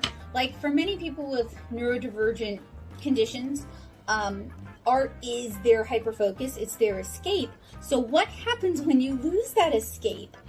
Where do you go when you can't escape into your favorite escape? And I think that's why so many people who use art as their escape, when it starts to become toxic, for one of the many reasons art can become toxic when you monetize it and you share it online and it becomes your entire life, as many of us end up having to do, it becomes this poisonous escape that eats us, right? So I was just kind of thinking about, boy, I can't, for some reason I cannot see that today, just how much attention span, how much good brain day art actually takes. And I've been off medication since I was like 15 or 16. I officially went off, I think, midway through my sophomore year. So it's been a really long time. And I mean, y'all, I got 2 degrees off meds. Not saying it's easy, not saying it's for everyone, saying I was able to do it. Lots of people are able to do it. So, you know, it's within the realm of possibility, you know? So I don't know why now I'm having a hard time, other than maybe the Topamax is having some kind of weird adverse reaction with me. But I wanted to at least like bring it up, because it's something I feel like I never really gave enough thought. I think I always took it for granted, because while it wasn't always easy, there were days where I was really exhausted when I'd come home from work, and I would come home and put a couple of hours into doing studies in my sketchbook and then just zonk out. Or there were days when I would, short-term memory is not there today. I mean, it's like, it's just totally fried. This is not pleasant to share, and it's scary for me. And it makes me, I haven't been doing any of the voiceover work I should be, because like I said, the audible tics have increased, the stutter has increased, the dropping words, the word salading, it's not great, you know. I used to be a really glib person. It used to be very easy for me to speak. I used to enjoy giving speeches. I had no problem doing public speaking. I used to enjoy performing and singing and doing poetry, and those kind of short-term memory things and memory glitches and my memory betraying me has really ruined that for me. It made it not fun anymore, because, you know, you might misspeak not because you mean something, but because your brain betrayed you and it replaced a word on you. Like, your brain's a traitor, and it means you can't trust it, and it makes it very, unless you know the people and you know they know you and they're going to give you the benefit of the doubt and they're going to hear you out and they're going to be like, hey, wait, did you mean that? Like, what do you mean when you say that? You just don't want to open your mouth and take the chance, because you might say something and accidentally really offend somebody. And, you know, if someone is willing to give me the benefit of the doubt and be like, hey, Becca, that sounded kind of weird. Did you mean it like that? I always appreciate that. But people are not, online are not interested in doing that for the most part. So it makes it very anxiety inducing, and a lot of my adulthood anxiety has come from being a person of the internet and putting myself out on YouTube, and, you know, knowing that my ADHD could betray me at any time and put my foot in my mouth, and I might say something that comes across in a way I don't mean it, and it's very scary, you know. And I know I talk about that a lot, but as I'm going through trying to find the right medication, it becomes even scarier, you know. So ended up spending a lot of time outside today. I did record a vlog for that. I'm going to share some of the cooler snippets publicly, because I think there are some cool organizations you guys should know about. I think they deserve a wider reach, and while I wish my channel could give that to them, I really do. If I could just introduce them to 10 people who've never heard about them before, that's 10 people who've never heard about them before. That's still something. That's still helping. So I am happy to do that. So I've got two cool, one of them's a small business and one of them's an organization. So two cool things, amalgamations of people, two cool functions. Can't think of the correct word, but I'm so sorry, to introduce to you guys from today that I will be sharing with you this week. And if you are an art nerd, I'll have the full vlog for that for you guys sometime soon, I promise. And I'll have kind of a highlight reel of that inserted in this week's vlog. So, you know, what you saw just now, I guess, right before this. Unfortunately, you guys can't actually see what I'm drawing, so I know it's very interesting. So Instagram apparently was updating their reels, and I actually should probably include this in the Instagram thing too that I'm doing. So that's why reels were down. They didn't send out any kind of anything, which is super great. And now they're even more like TikTok, except they're still 30 seconds, which is still like, oh, please just give me a minute. And it's so hard to do a tutorial in 30 seconds, Instagram. Oh, it's so much harder just to recycle content in 30 seconds. That's the truth. Which means I have to make all new stuff, which is like, oh, I'm already doing a lot.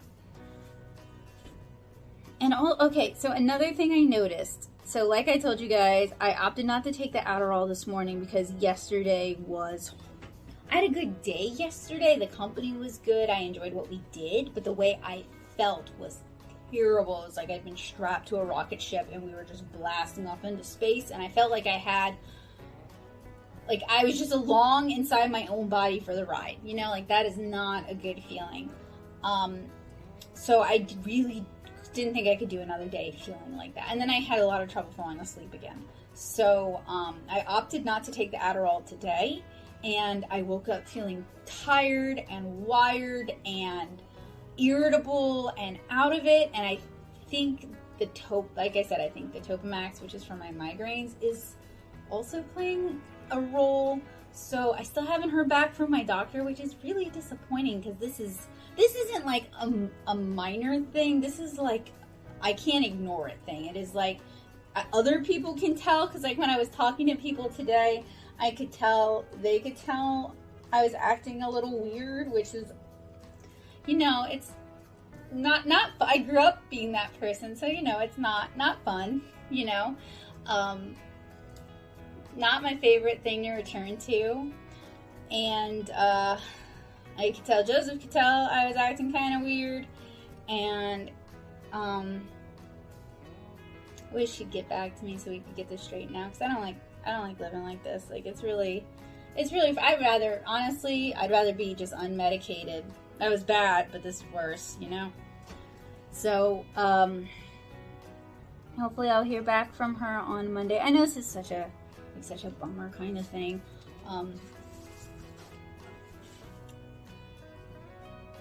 And also I know I look awful, man.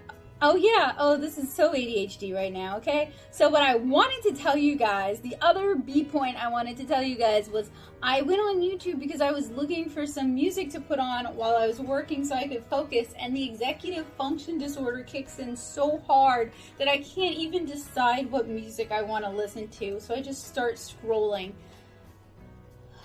Oh man. Well, maybe so then going back again.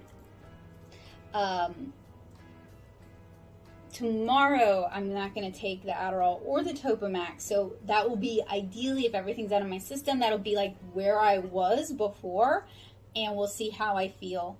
And then Monday, if I feel okay tomorrow, if it's like, oh, I feel normal, then I'll try taking the Adderall without the Topamax. I think part of the weird thing is I tried too many things at one time. My doctor kind of just was like, yeah, go for it. And I kind of wish she hadn't. I kind of wish she'd been like, okay, start this for a week and then take that for a week. I wish I'd gotten a little bit better advice. I know I'm an adult, but I didn't get a medical degree. So, you know, getting the vaccine, I was sick for a couple days, so that kind of slowed everything down. So I actually had plenty of energy to work. But then when I wasn't sick anymore, I had way too much energy, and now I'm just exhausted and jittery, and I can't focus. And I do know that people with ADHD, things that often act as sedatives, like Benadryl, for example, has this weird... So Benadryl doesn't necessarily make me sleepy, and it doesn't necessarily make me hyper. It's like a coin toss which one it'll make me. So it's something I can't predict. I can't take Benadryl if I'm like having allergy problems and I'm getting on a plane and I just want to sleep through the plane ride because it could make me wired. I can't take Benadryl if I'm at a con and I have allergy problems, but I need to be able to perform at the show because it might make me fall asleep. It's kind of like that awful coin flip. I fall somewhere in between. Topamax is supposed to make me drowsy, but I think it just keys me up. So that's why I'm saying maybe I'll try not taking, because it's a migraine medication, maybe I'll try not taking the Topamax and see how that affects this, because it's just definitely a lot. And then, you know, all this kind of falling on a weekend and not being able to get any kind of feedback or guidance or help is definitely frustrating, because I was raised that you don't just start skipping medication. So, you know, this is very counter to how I was raised. It's like very uncomfortable for me to be like, yeah, I'll skip it. Like, I know I sound casual saying that, but it's something, like, it's a decision that I was like, oh, I know I shouldn't do that. So it's actually not something that I've taken lightly, but it's something that, you know, without further guidance, I can only do what I think is best. And I know I can't continue with days like this because it's just not good for me. Like, I feel run down. I feel really bad. So, my life with ADHD, y'all. But I am going to try to sit here and get some penciling done. But honestly, the more I sit here, the more I just want to fall asleep. I've been sleeping so poorly the past few days. Honestly, I slept poorly when I got the vaccine. I kept waking up and waking up and waking up, but I kept thinking, oh, that's, you know, fever, that's like vaccine symptoms, like that's normal, like everyone I knew was having those symptoms, so I was like, oh, that's just the vaccine. But then I kept having those symptoms even after, when I was taking the Adderall, and I was like, oh yeah, when I was a kid I used to sleep like garbage, I remember now. And then now I'm just taking Topamax, and it's like, oh, maybe this is stimulating me too much. Alright, well, I just wanted to like check in with that. I know I talked a lot about that. I wish I was talking more and sharing more about art, but this is just like with the house, this is a big obstacle for me. So I wanted to share it because I know there are a lot of artists who have ADHD, a lot of artists who have autism, a lot of artists who are dealing with their own neurodivergency issues, which can make us wonderful artists and can give us many gifts, but also can put many obstacles in our paths, and we need to find a way to balance both. So that's one of the reasons I share this, is because I know there's a lot of artists who have these things on their plates. So we have a lot in common there, and it's a common issue. So I took a bit of a break this evening, and when I felt a little bit better, I recorded a couple of really short intro to watercolor tutorials to share on all the different socials. So I hope you guys look forward to those.